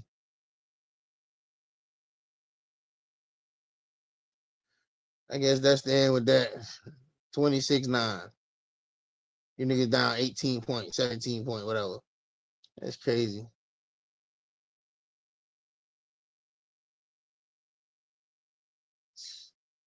I'm like, bro, make your presence felt. Why you trying to shoot threes? Like I don't get it. What you have? I mean, you could apply a lot of more pressure on the defense. Goof ass nigga, man. I'm ready for this nigga to be out the playoffs, man. Ant is not a safe bet at all. You never know what you're gonna get at all. You know what I'm saying? He come out against LeBron and fucking Steph and KD, and you amped up, you piped up because these niggas you probably watched, with growing up. You ever shake them down. They're a little older, and their team is a little weaker. Especially that LeBron shit. It is 9 fucking points. It was disrespectful. These nigga boxing you up, nigga. This shit is disrespectful. You couldn't even get your motherfucking. I mean, the 3 points you shot, that was just crazy. Apply pressure, nigga. You feel me? Apply pressure. Like they just got you on a foul trouble. They just called you. They just fouled you. Okay, that's Wallace. They just fouled you. Go ahead, man. Apply pressure. Get back on the free throw line. Goof ass nigga. One thing about Shea, you know what he gonna do? He gonna go slow. He ain't going that fast. He gonna keep you on his back hip. That shit Luka do. Keep you on your back hip. Make a little space. Oops. Shoot a shot right in front of the goddamn rim. But all the American athletes, not the superstar American athlete, Ant-Man, Cat-Man, whatever they calling them, you just don't have a real good game. You know what I'm saying? You gotta slow it down, cuz. You gotta slow it down a little bit, cuz. For real. Like you're not seeing the court or something. I don't know. But look like OKC gonna boogie on to the next round. Look like they're gonna blow these niggas the fuck out, and this shit might even go under. Cause yeah, I mean, they just gonna apply all kind of pressure. It might go over. Motherfucker get blowed out. It'd be 140 something to goddamn 102. So it still might go over. I'm just looking at this shit like, God damn, nigga. You know what I'm saying? If I'm thinking like Ant gonna come out and really like, I mean, it's you a team, but it's 9 points.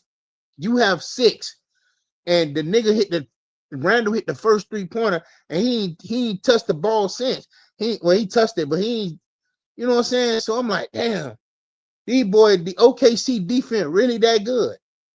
Is OKC defense really that good that these people got 9 points in the whole first quarter? Is that fucking unheard of? Is these people defense that good that they only got 9 points? Ant got 6, Randall got 3. Everybody else, the role players, what them Shaq like to say, the others, bro, these niggas wide open, missing clank, clank, clank. Man, listen, how about take a 17-footer? How about that? How about just a shot that's higher percentage than a 3? You know what I'm saying?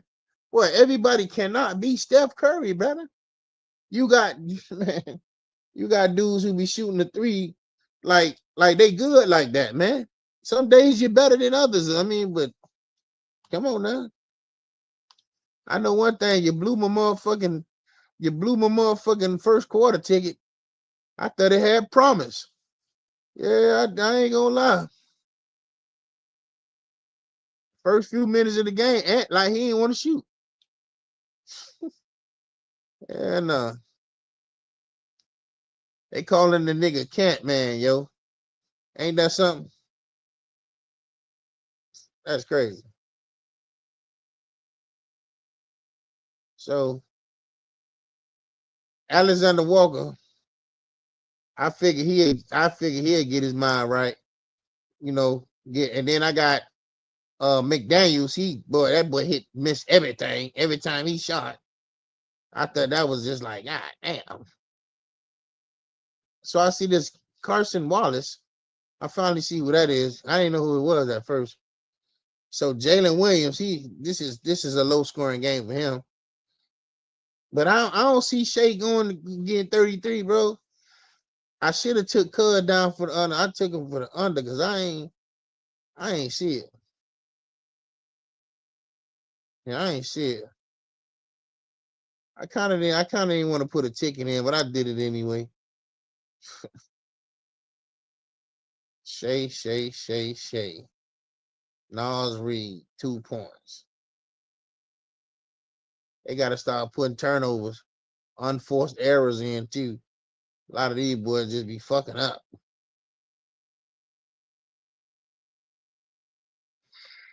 I don't even think SGA he might not even come in like that if this shit don't get sticky. This shit might go under like a motherfucker, bro.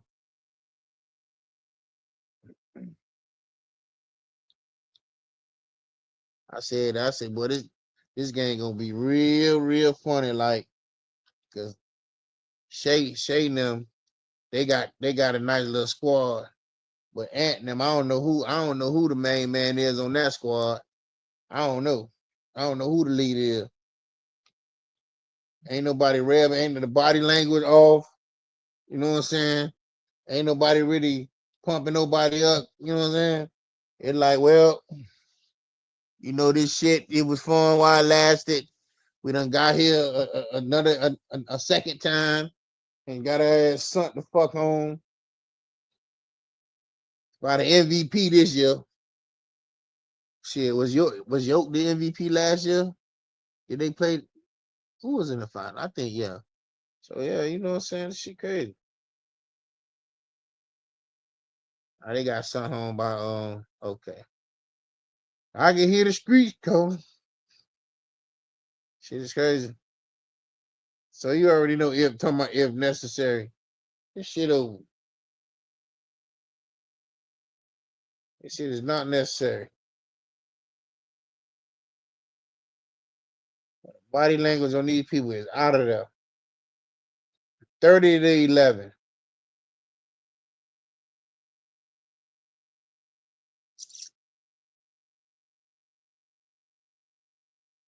Every time when I used to watch them doing the I used to watch the Timberwolves doing the season. I thought Nas Reed was a starter. Apparently he don't start. I'm like, oh, this nigga come on the bench. Wasn't nothing wrong with that, but he probably needed a couple of more moves in his toolbox because he got it. He remind me of what Bam, could, what I'm saying, like, tall dude, kind of physical. He can play a little more defense though, but he got the ability. So they got the youngin' in 00. I forget his name. And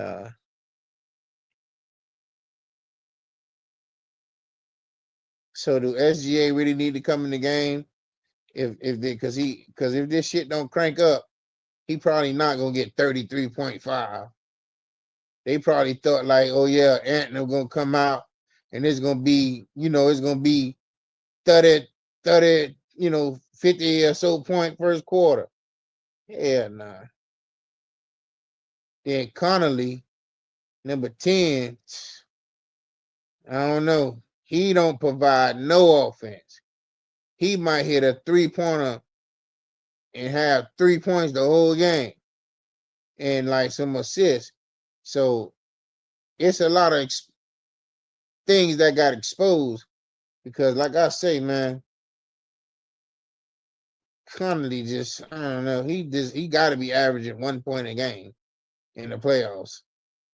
Some of these guys have good games, but once they get with other teams who have different personnel and can play them a different kind of way, shit, oh Lord. Goddamn, Randall, look at this shit. Come on, Randall. You a waste of a trade. I remember he played against the Heat when he had dreads. That's what happened. You cut your fucking dreads off, and you done became like a little different. I mean, you had the dreads. You was playing the Heat like a madman. I remember that game. That man was knocking down threes. He was balling. Him and Jimmy were going back to back. Yep. They beat the Heat, and I think they had that same kind of game Like again, I don't know if it was a playoff game though, or Miami kind of won, or maybe it was another game in the season series, but he was raw. I'm like, yeah, they got Randall. Yeah, Randall straight. I mean, guess not. Another steal going the other way. Easy money. Easy money. 14 points.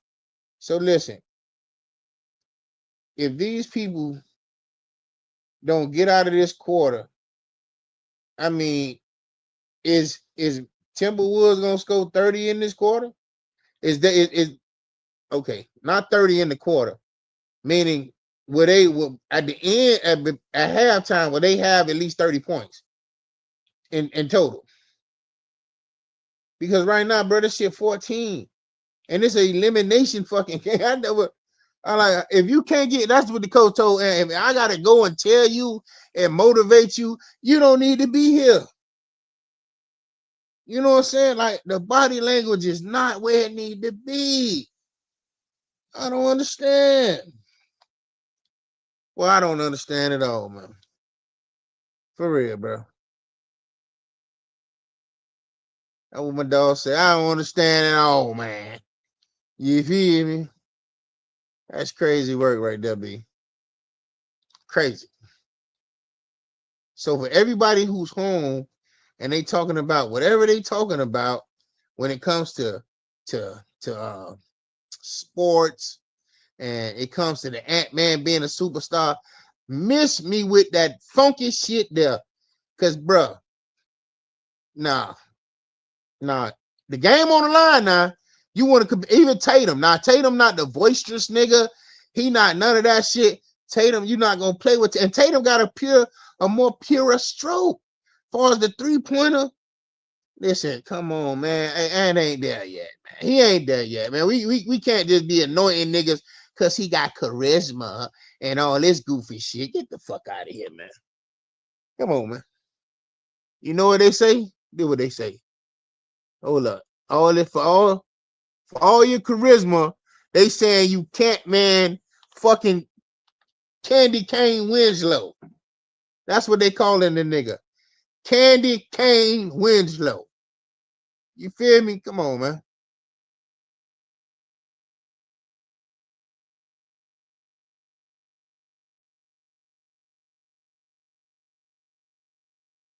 So, I don't know, man. Yeah, man. Too much going on, but not enough happening for this team.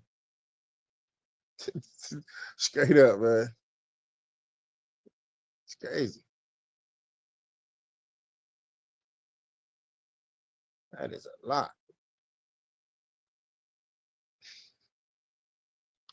I can hear the streets calling.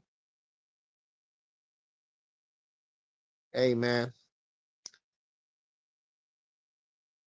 Is Ant really a superstar?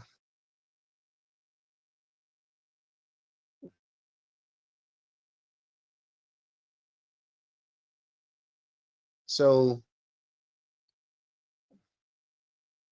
these motherfucking teenagers I'm looking at is so addicted to vapes and vape pens to the point they gonna run in the motherfucking they gonna run in the store in the gas station or whatever and steal the whole motherfucking vape fucking thing off the display counter.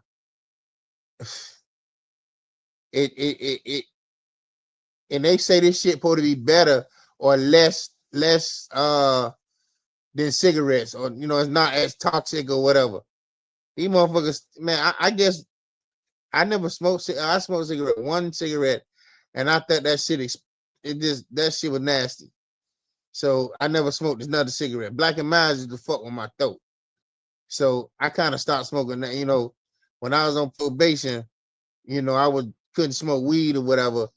I had to, give urine or whatever. So I wasn't. I'll be, on a black and like some Manischewitz or some kind of wine, get a little buzz or whatnot.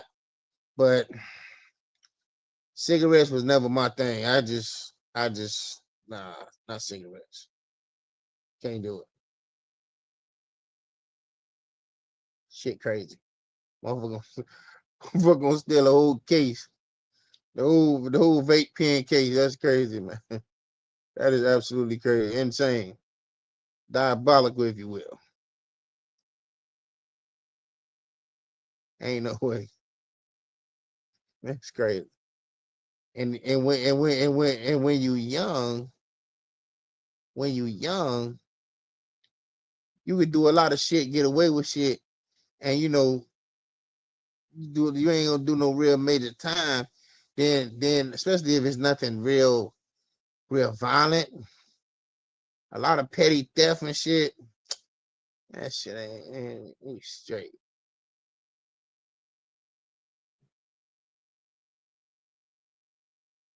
Damn, Donald Trump done pardoned fucking young NBA and Larry Hoover. Wow, this nigga going down in history, man. I'm trying to I'm telling you, dog. This nigga done pardoned about 4 rappers. When they gonna pardon C Murder? Talk to me about that shit. This nigga done pardoned hardened criminals and play ass rap gangsters. Got them boys out of prison, out the penitentiary or whatnot. It's crazy.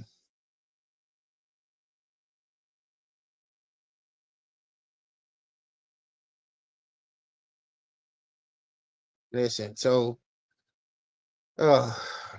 women can't be with and I'm just vibing with y'all because the game on, but I'm vibing, So Just Hilarious caught backlash after being accused of making transphobic comments.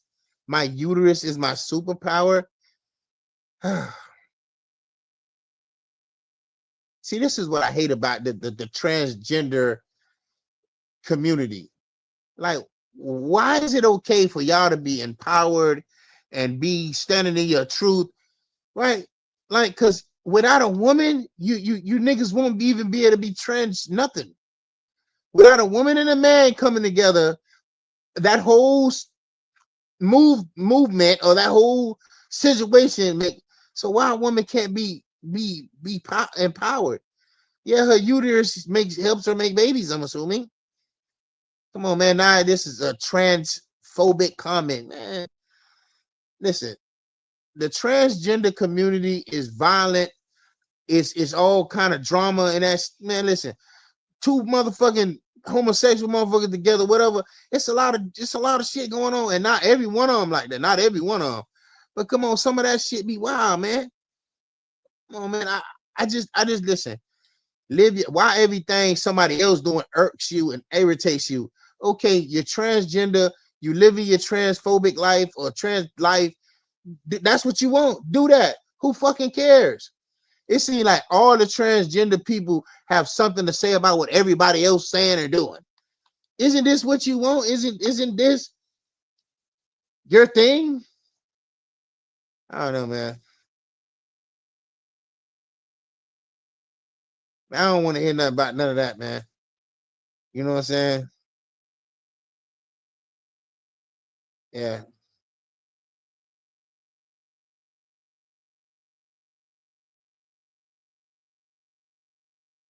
Yeah, I just get tired of everybody trying to break down motherfucking shit. I don't know. People just want to remix what God created. It's man, woman. It's animals. It's reptiles and things in the sea and things in the sky. I mean, goddamn, like why I gotta be all that about what the fuck going on with women? And it's like, if you're not biologically a woman, you're not a woman. That's it. Anything other than that is just you trying to use science or some kind of, I don't get it. You're not a woman. So you go to science, you let science recreate this and do that. Shit aggravate me, man. I'm tired of seeing that shit, man. Do your thing, man. I don't know. I'm not fully factual with all this and that, but I just be like, listen, man, it's man, woman. That's it.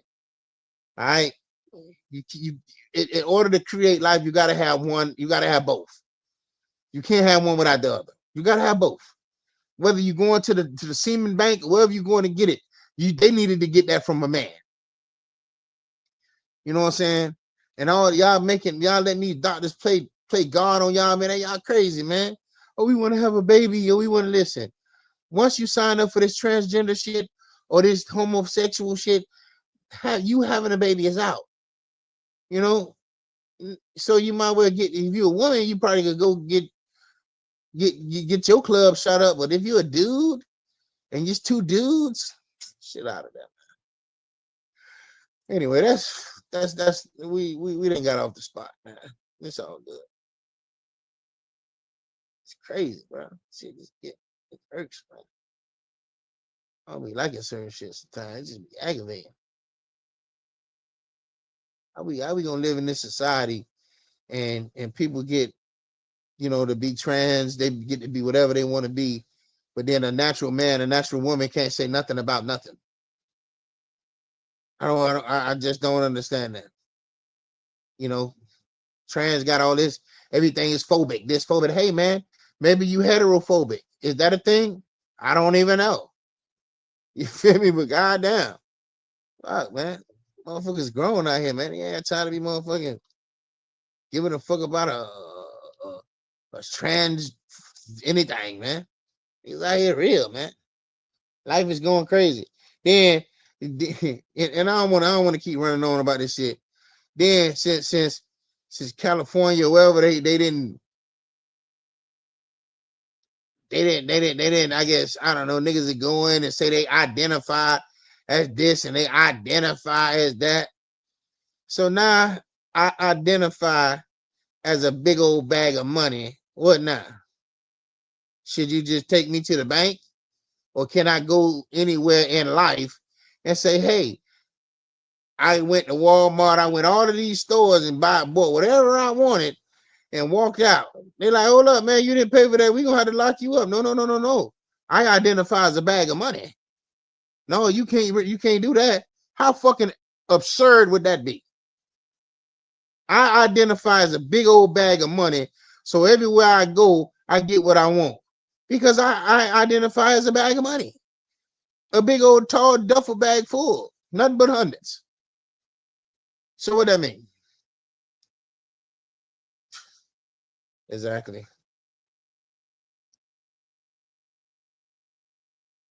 So at the end of the day, it's just weird.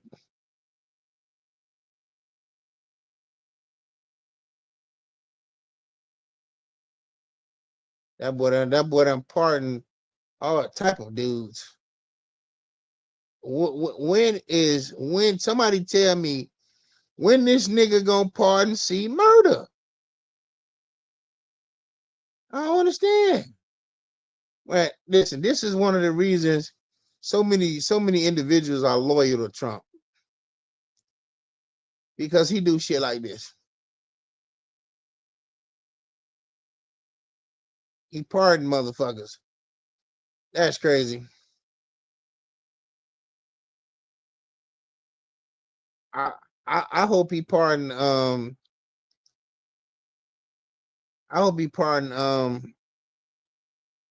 C murder, dog.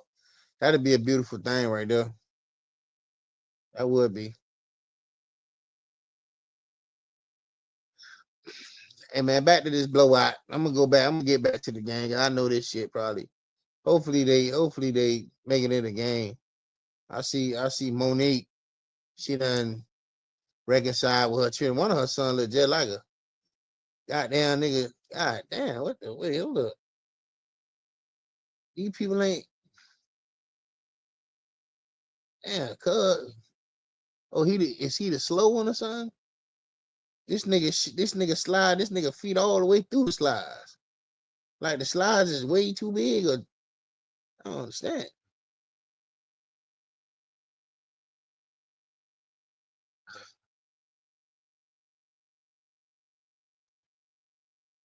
I don't know. Monique and her lover and her children. I don't know what this about. I don't know if it's forced. I don't know.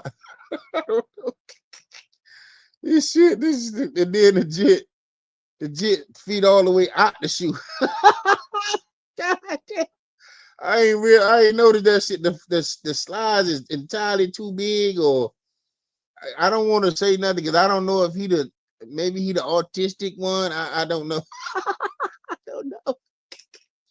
Cause oh man, Monique and her children. Yeah, but I know that one look just like it though, right there. Yep, sure do. Nigga whole feet out the damn slide. This how you know this shit is like she. Oh my god, this is crazy. This is crazy. You just say we gonna come on out and put together put a photo together. This is why you can't. Sometimes you gotta think before you take all these goof ass pictures and your whole son foot hanging out the damn. Hey man, kudos to them. I'm just listen, man. I'm just oh, that's crazy. That's crazy, man. Shout out to Monique and her children, man. I'm just talking shit, swallowing spit, partner. Yeah, that's all. Oh man, it's too funny. They think I'm Big Meech, Rum, Larry Hoover, Whipping Whack. Hallelujah. Yeah, no, they done let young NBA out. I don't even know how long the nigga had. You know what I'm saying? I don't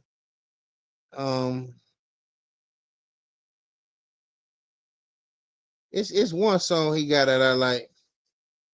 I can't even think of that shit right now. Hold on, let me see something.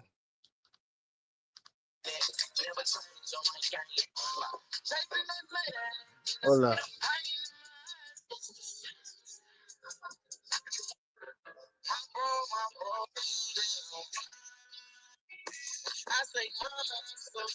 Oh yeah, that's it right there.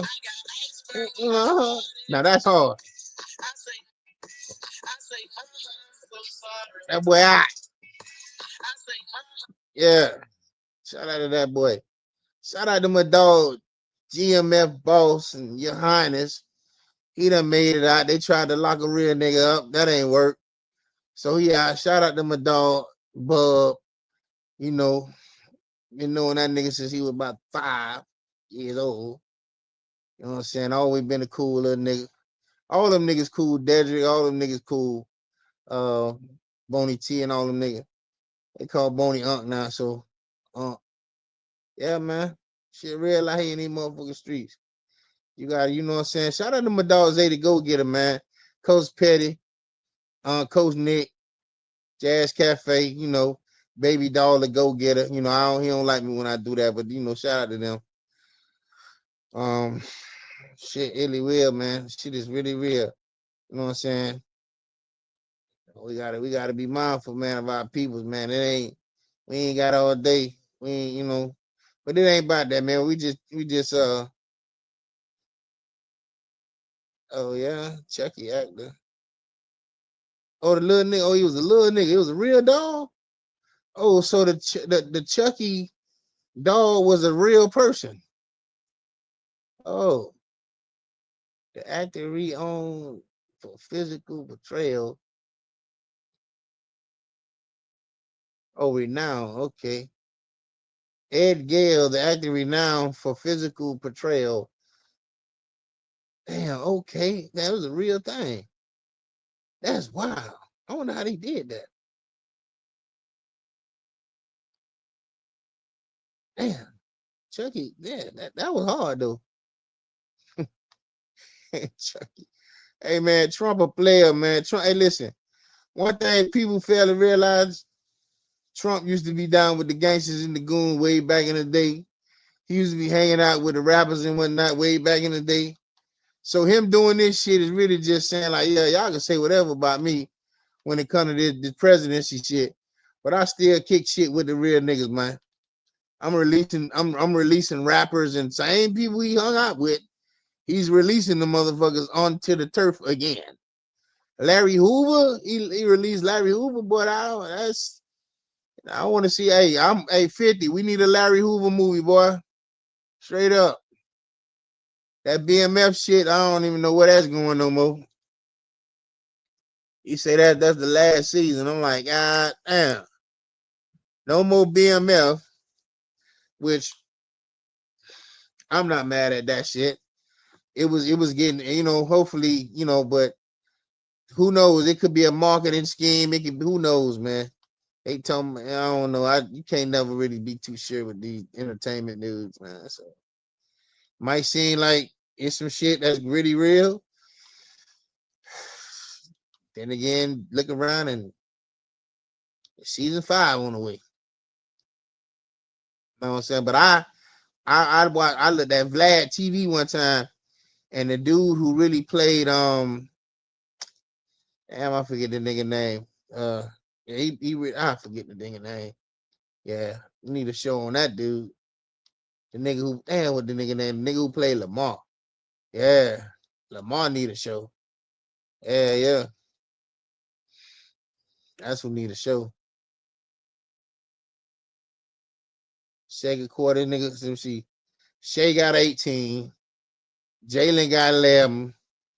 Lou Dort ain't hit a 3 yet. He might. I tried to give you.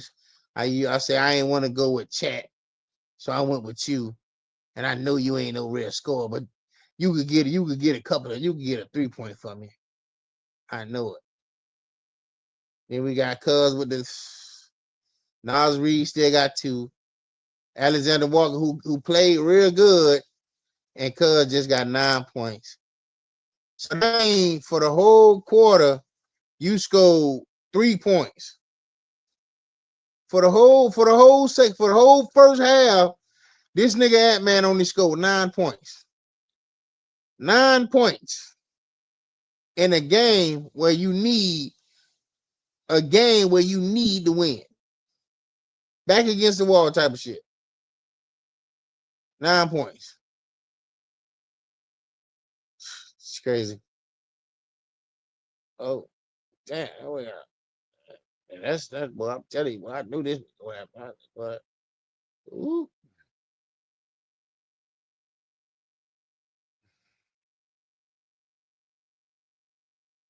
Shay having a game.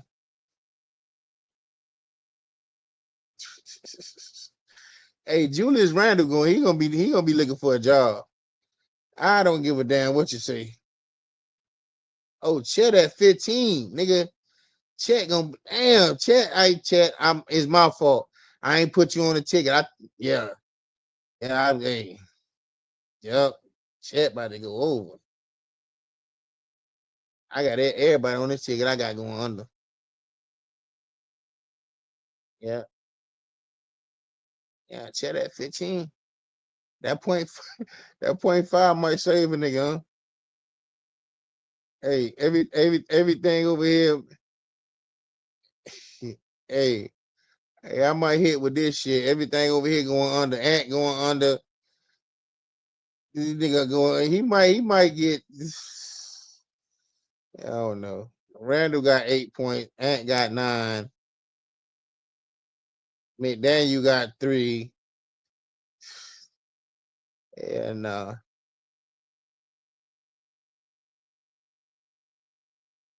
that's a lot.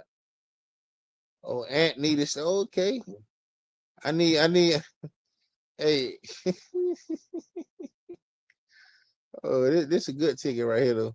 That might hit though. Cuz got a blow. Dang, got a. Okay. That might hit though. Never know. I said, Mama, so sorry. I got iceberg with my heart, babe. That nigga had 6 regular points. I thought Connolly would at least made 1 assist. I'm telling you right now, that nigga Mike, what his name? Mike Connolly. He wasn't shit for this series at all. He wasn't worth nothing. That's real. I ain't even gonna lie. Halftime 65 OKC, 32 Minnesota. I don't know what they're gonna do with that. I said, Mama, I'm so sorry. I got iceberg with my heartbeat. So I was reading an article and they saying motherfucking Rod Wave shot up the truck. Like Rod Wave, but I don't know why they need Rod need to kind of go on a dating cleanse, like a fast. He need to like go be celibate for a little while because man, like bro, you now people like, oh, I can't wait for the next album to come out.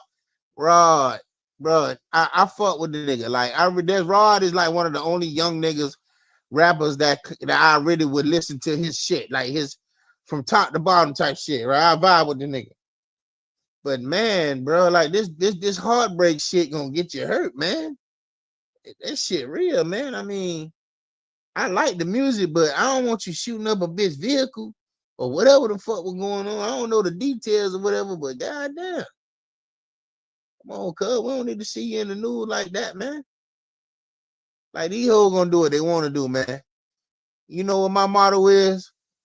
The box don't belong to you. What that mean is, man, these bitches gonna do what they want to do. People gonna do what they want to do all times. It doesn't matter what you think. It doesn't matter what you think. Bitch gonna do what they want to do. You feel me? You think just because you providing an incentive with which may be like money, financial, freedom, bitch riding. No. If a bitch love you, that ain't gonna matter. You feel me? She ain't gonna need incentive. She's just gonna want you as a person. Yeah, man. You know what I'm saying? Like they like, oh, but I don't know the details behind it. That's why I digress. Yeah, man. But halftime. Let's look at some of the halftime stats, man. Let's go here for a second.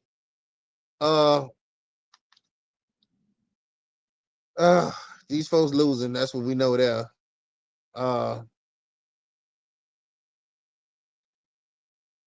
Yeah, it's not looking good.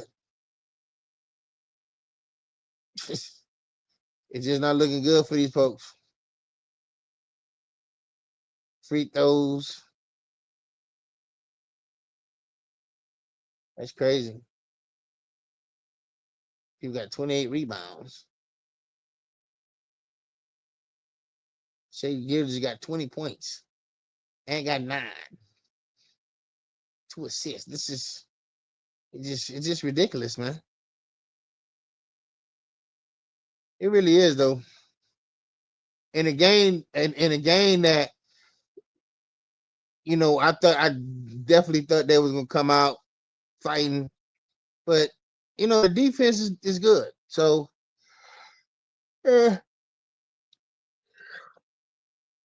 ain't no Lakers, goddamn it. Ain't no Steph with the fucked up hamstring. You playing a healthy OKC team that your coach or y'all can't do shit with. Can't figure out a scheme or strategy or nothing. And once y'all did whatever y'all did, what it was game 3, and jumped out with the big old blowout. I know you knew they was gonna adjust. And my thing is, coach should know what. And it's crazy. So if Ant basketball IQ is low, then he can't be no motherfucking superstar.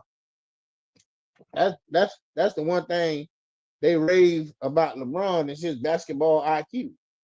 So if Shea need DiVincenzo to tell him what defense they in or whatever shit like that, and I don't know if you qualify to be a superstar.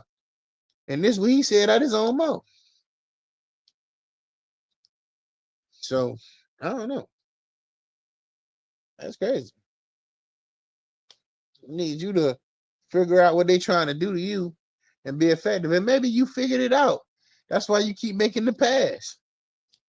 But like I say, once you make a pass, you can't just keep standing in the same spot and let the man keep his hand on you. That's one thing you like about Tayshaun Prince, Rip Hamilton, and motherfucker Steph Curry. They you gonna run around. Even Reggie Miller was like that.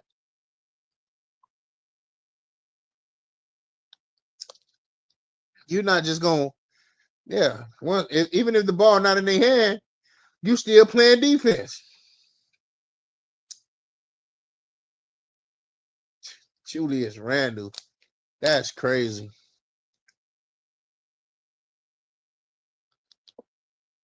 I ain't even gonna lie. Yeah, I ain't gonna lie. It's looking raggedy, Keys. Yeah, man, this shit looking raggedy. I already know what Stephen A gonna say. I don't gotta hear that shit. Them people playing like boo-boo. Them people playing like bookie the boo. Hold up. Let's see what they gotta say. Look at that.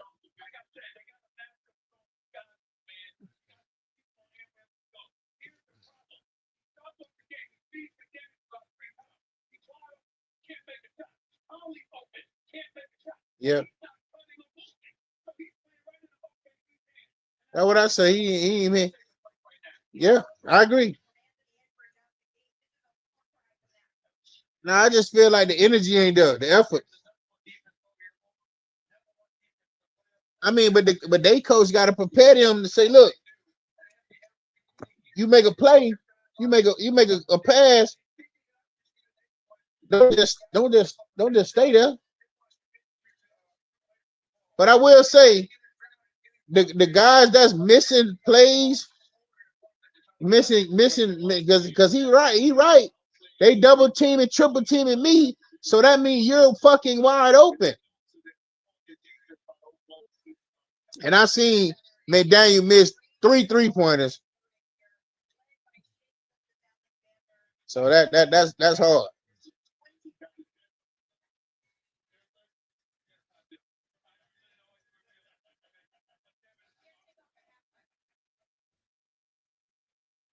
Man, I ain't gonna lie, man. I got my money. If Indiana go, I'm thinking Indiana. That shit might go to 7 though. I mean, I would have to see SGA and that defense shut a team that running gun all the way down. And them, I don't think. I just feel like defensively, y'all match up well with them. So it's like, and then the plays that Alexander and Connolly, I just said that Connolly ain't contribute shit the whole fucking series. Like he played terrible, and I felt like the coach should have been made a change. Like you come out in that second half, you gotta have that young dude in, man. You gotta have 00 in. You can't be motherfucking waiting on Connolly. Ain't not getting you nothing, man. Not nothing. And I said that like 2 games ago. I'm like, man, I remember when Mario Chalmers he did like a podcast or something. I think he was with Udonis. He would say how Spo always was hard on him through the little run we had with the Heat and the little Heatles or whatever. And I understand why, because like you have the ball a lot, you got to make a lot of decisions with the ball, and you got to be your IQ. I ain't saying the man not making the right decision, but he not contributing no fucking points. You feel me? I mean, at some point you got to give your team at least 15 points. You got to have an outstanding game. So yeah, they looking like he can't come out and start the second half. Coach got to make some real changes. I think he need to put Ant in a different position. Maybe I think Ant a shooting guard. I don't know. Maybe you need to move him around. But they're gonna be on wherever he goes. So that ain't gonna happen. I say go to that'd be weird though. If he what 6'4"? He can't play small forward. Nah, that probably won't work. And I heard today that Charles Barkley was 6'4", 6'5", and Zion 6'4", 6'5". I didn't know that. I know Jordan taller than the nigga though. I seen him a picture standing next to Jordan. I'm like, damn, Jordan way taller than Charles Barkley. Which is crazy. That's crazy though. Yeah, man. I was looking at So I'm gonna tell you right now, I like watching podcasts and Pivot and all that. So now lately, it used to be Club Shay, not Club Shay, but late nightcap. That shit, it was funny. I watched that shit while I was live, everything. Nah, I don't know. It doesn't. He said some things to Ocho about being on time, and it's just a couple of different things that I thought like he acted like his shit didn't stink. And lately ain't been no talks on the little scandal. That's kind of been out the way. The Diddy shit has been like smothering a lot of other media shit. That's all they talk about is Diddy and shit. So yeah. But yeah, I was watching that shit. I was like, man, I don't want to hear nothing this nigga got to say. This nigga on the damn, it's a clip that was going around about this nigga talking about, and they getting on me because I like to fuck young men. I like underage young men. I'm like, what? Hey, little better you say. He said, well, I gotta play that shit. I had I was supposed to upload that shit, dog. It's funny, bro. Like this nigga said, what? Hold up. Come on, man. You tripping, huh? How you motherfucking say cause you like young men? How you get that out your mouth, man? I mean, it's your preference, whatever you like. I'm just saying.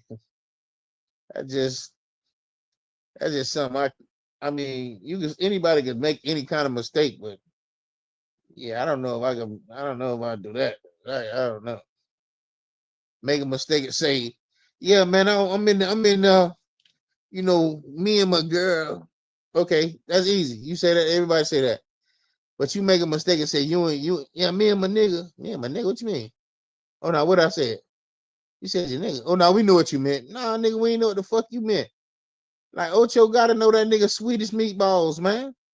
That nigga, yeah, Ocho know. He be keeping Ocho keeping loyal though. I respect that dude. Ocho know be busting up a nigga back, man. Ocho know. He know like it like that. Like Swedish meatballs. Swedish ass in the yard. That's crazy. That's wild though.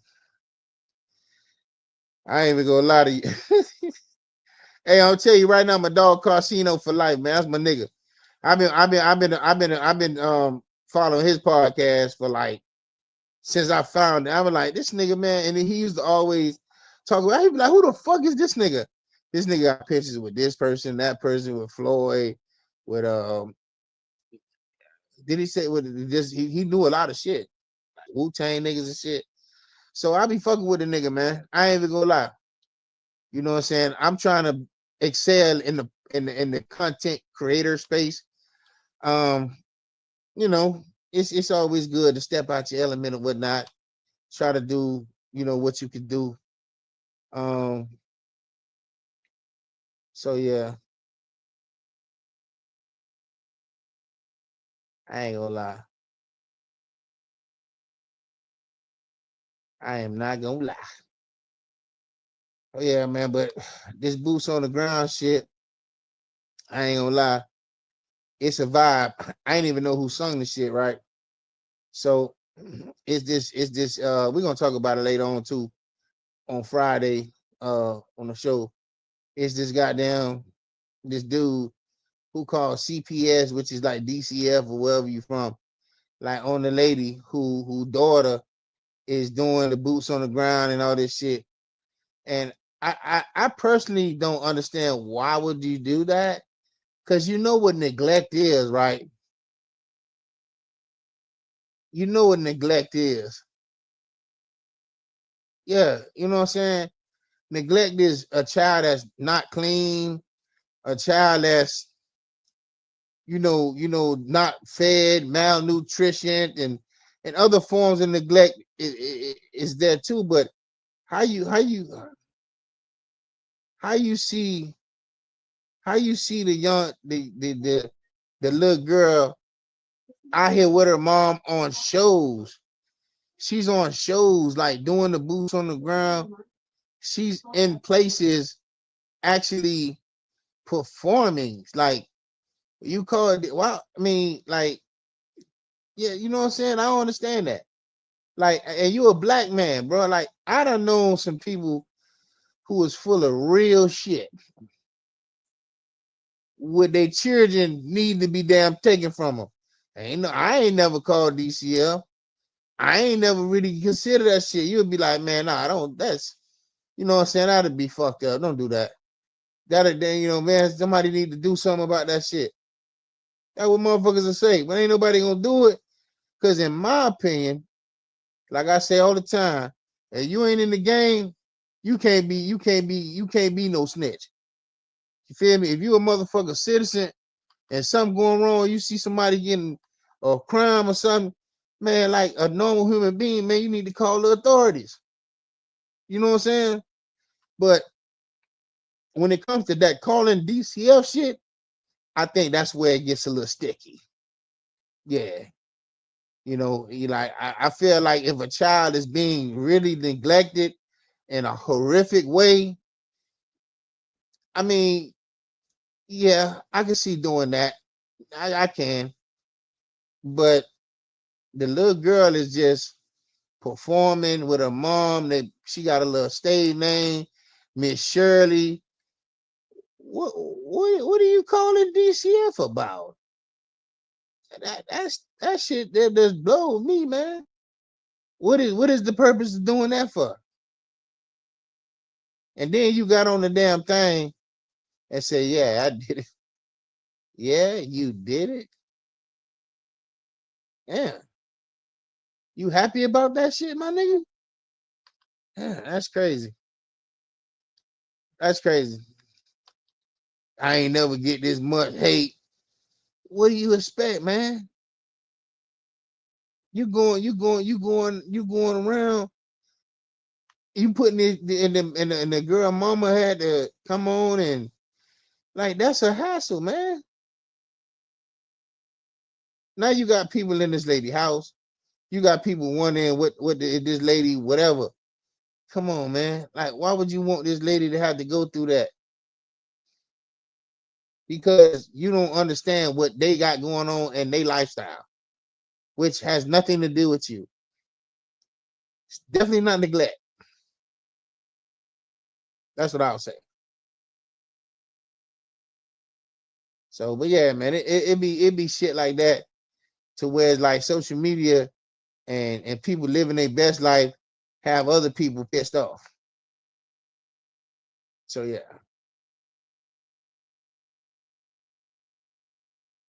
Shit don't make no. I remember them Nokia phones though. Oh, Drake still out here? Drake got a $300,000 iced out Nokia phone, the old school Nokia. Nokia was one of the best phones, man, in my opinion. I ain't gonna lie. I mean, like the battery life was great. I like the Nokias though, and the flips and shit, man. Listen, them Nokias was hard. They got to bring that kind of shit back. You know, once these situations, I don't know, man, it just changed everything. Certain shit was not made with the same quality as it was when they wanted you to be a client or be when people wanted your business and they did things with such quality and you shit lasted. You know, that's why the 70s, the cars from the 50s and the 60s and 70s still around, because they was made out of real metal and shit. Motherfucker couldn't break them shits. Parts wasn't that crazy to get. So I don't know, man. Shit is crazy. Okay. Original movie coming. I don't know if this out already. The pickup. Yeah. Yeah, I'm just kicking shit with y'all, man. This game is yeah, this is yeah, this game might get better. I don't know. Yeah, I don't know. It's not looking good at this point. I'm not even looking at the shit no more. I'm just talking shit to y'all, man. It ain't even, nigga blew my first quarter ticket through me. You had an opportunity to you took a regular ass 3-pointer. That shit had me hot.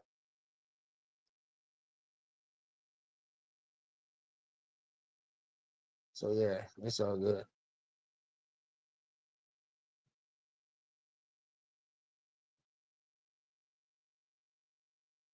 Heat culture. Yeah. Okay. Shout out to Jimmy Butler and the Heat culture. Pat Riley got rid of your stinking ass. He told you, goddamn it, you ain't worth nothing. At least not nothing to be paying you all this extra money you wanted. You ain't want to even play out your contract. We wasn't getting nowhere with your ass no way. I mean, you gave Miami Heat all you could. Appreciate you, brother. Appreciate you, brother. Okay. Third quarter done got cracking. Yeah, this shit gonna be a stinking ass blowout, brother. 40-73. Is he going over 221? I don't know, Keys. I don't know.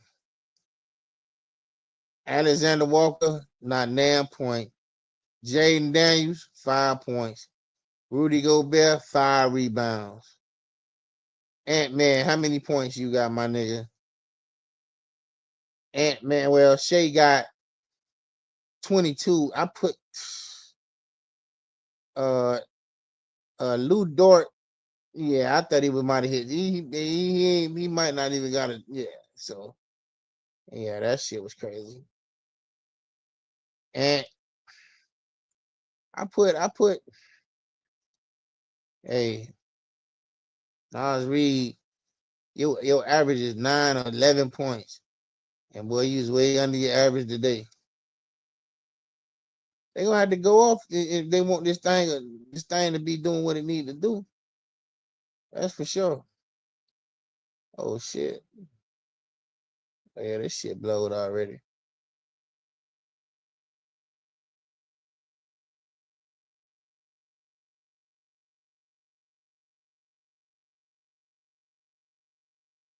Oh,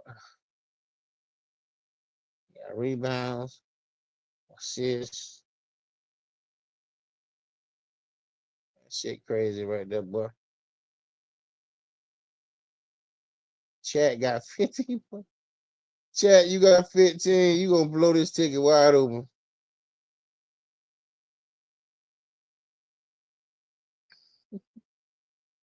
I ain't gonna lie. I really don't think y'all gonna get in the game like that. I don't I don't see this shit. Mike, I don't know.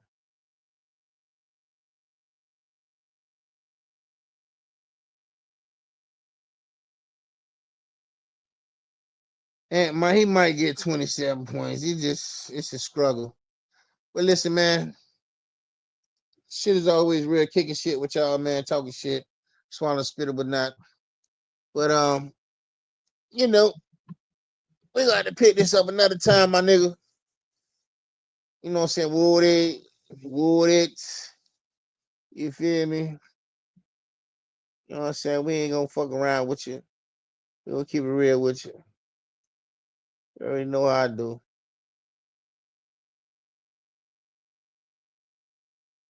You hear me? That's how we gonna do it.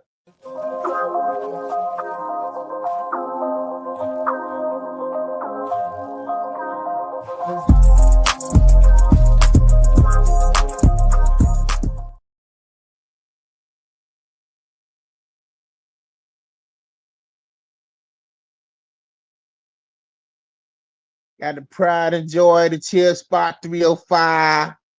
Going to grab the merch. Shit always fly. You dig? Shout out to the supporting cast. Shout out to the supporting cast. Doing what they motherfucking do, Scalade. Gonna get you one of them, little bitch. You feel me? That's what you want in your life. That's what you want in your life. Shout out to Jazz Cafeteria. Hey there, community members. Welcome to Jazz Cafe, where every month we aim to bring our community closer together. Back in 2022, we had this simple idea. Why not serve our community on Thanksgiving and share our blessings? After all, what's better than good food and great company? So, on Thanksgiving Day, we opened our doors and invited everyone to join us. We served up some delicious Southern comfort food. And let me tell you, seeing the joy on everyone's faces was absolutely priceless. Marquis, one of our founders, said, "Why stop here? Let's do this every month." And just like that, our monthly community service was born. Now, every third Saturday, we come together to serve our community. It's not just about the food, though. It's about connecting, sharing stories, and celebrating the spirit of giving. Driven by our faith and the belief that giving is better than receiving, we've seen our community grow stronger and more united. It's amazing what a shared meal can do. We're so grateful to all of you who join us each month. Your smiles and stories inspire us to keep going. So, if you haven't been to one of our community meals yet, come on down.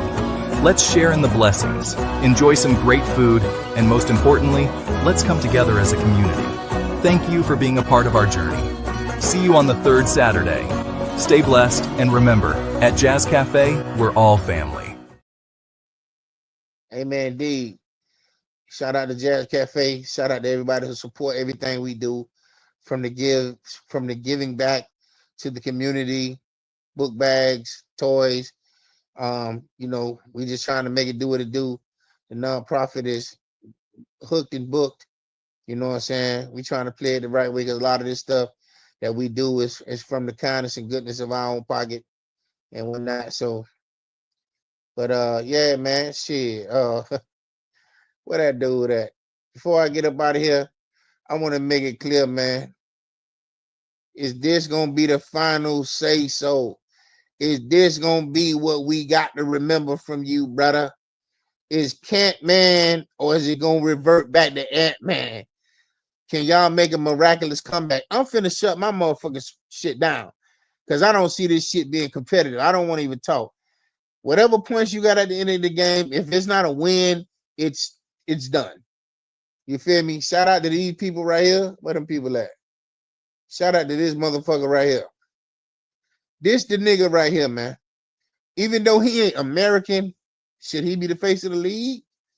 Because Ant-Man ain't that dude. I mean, not these last few games. In this series, you know what I'm saying? But that's neither here nor there. That's for real. You know what I'm saying? We already went over everything we need to go over. You know what I'm saying? You know, this is what it's looking like. 3-1. Looking like 4-1. Looking like they ready. They're going to move closer to the trophy. And then we'll be waiting on what New York Knickerbockers going to do. You feel me? So, with that being said, this is your dog, Big Dog, Bootleg Stat Man, 305 Sports Vibe. Shout out to ZayDaGoGetta, Coach Nick, Coach Petty, Jazz Cafe, Baby Doll, and everybody who support what the movement is. Shout out to my dog Pop from the block. I should have sent him a link, but I was flying solo. I felt the urge to get on here and just chop shit, kick shit. And yeah, man,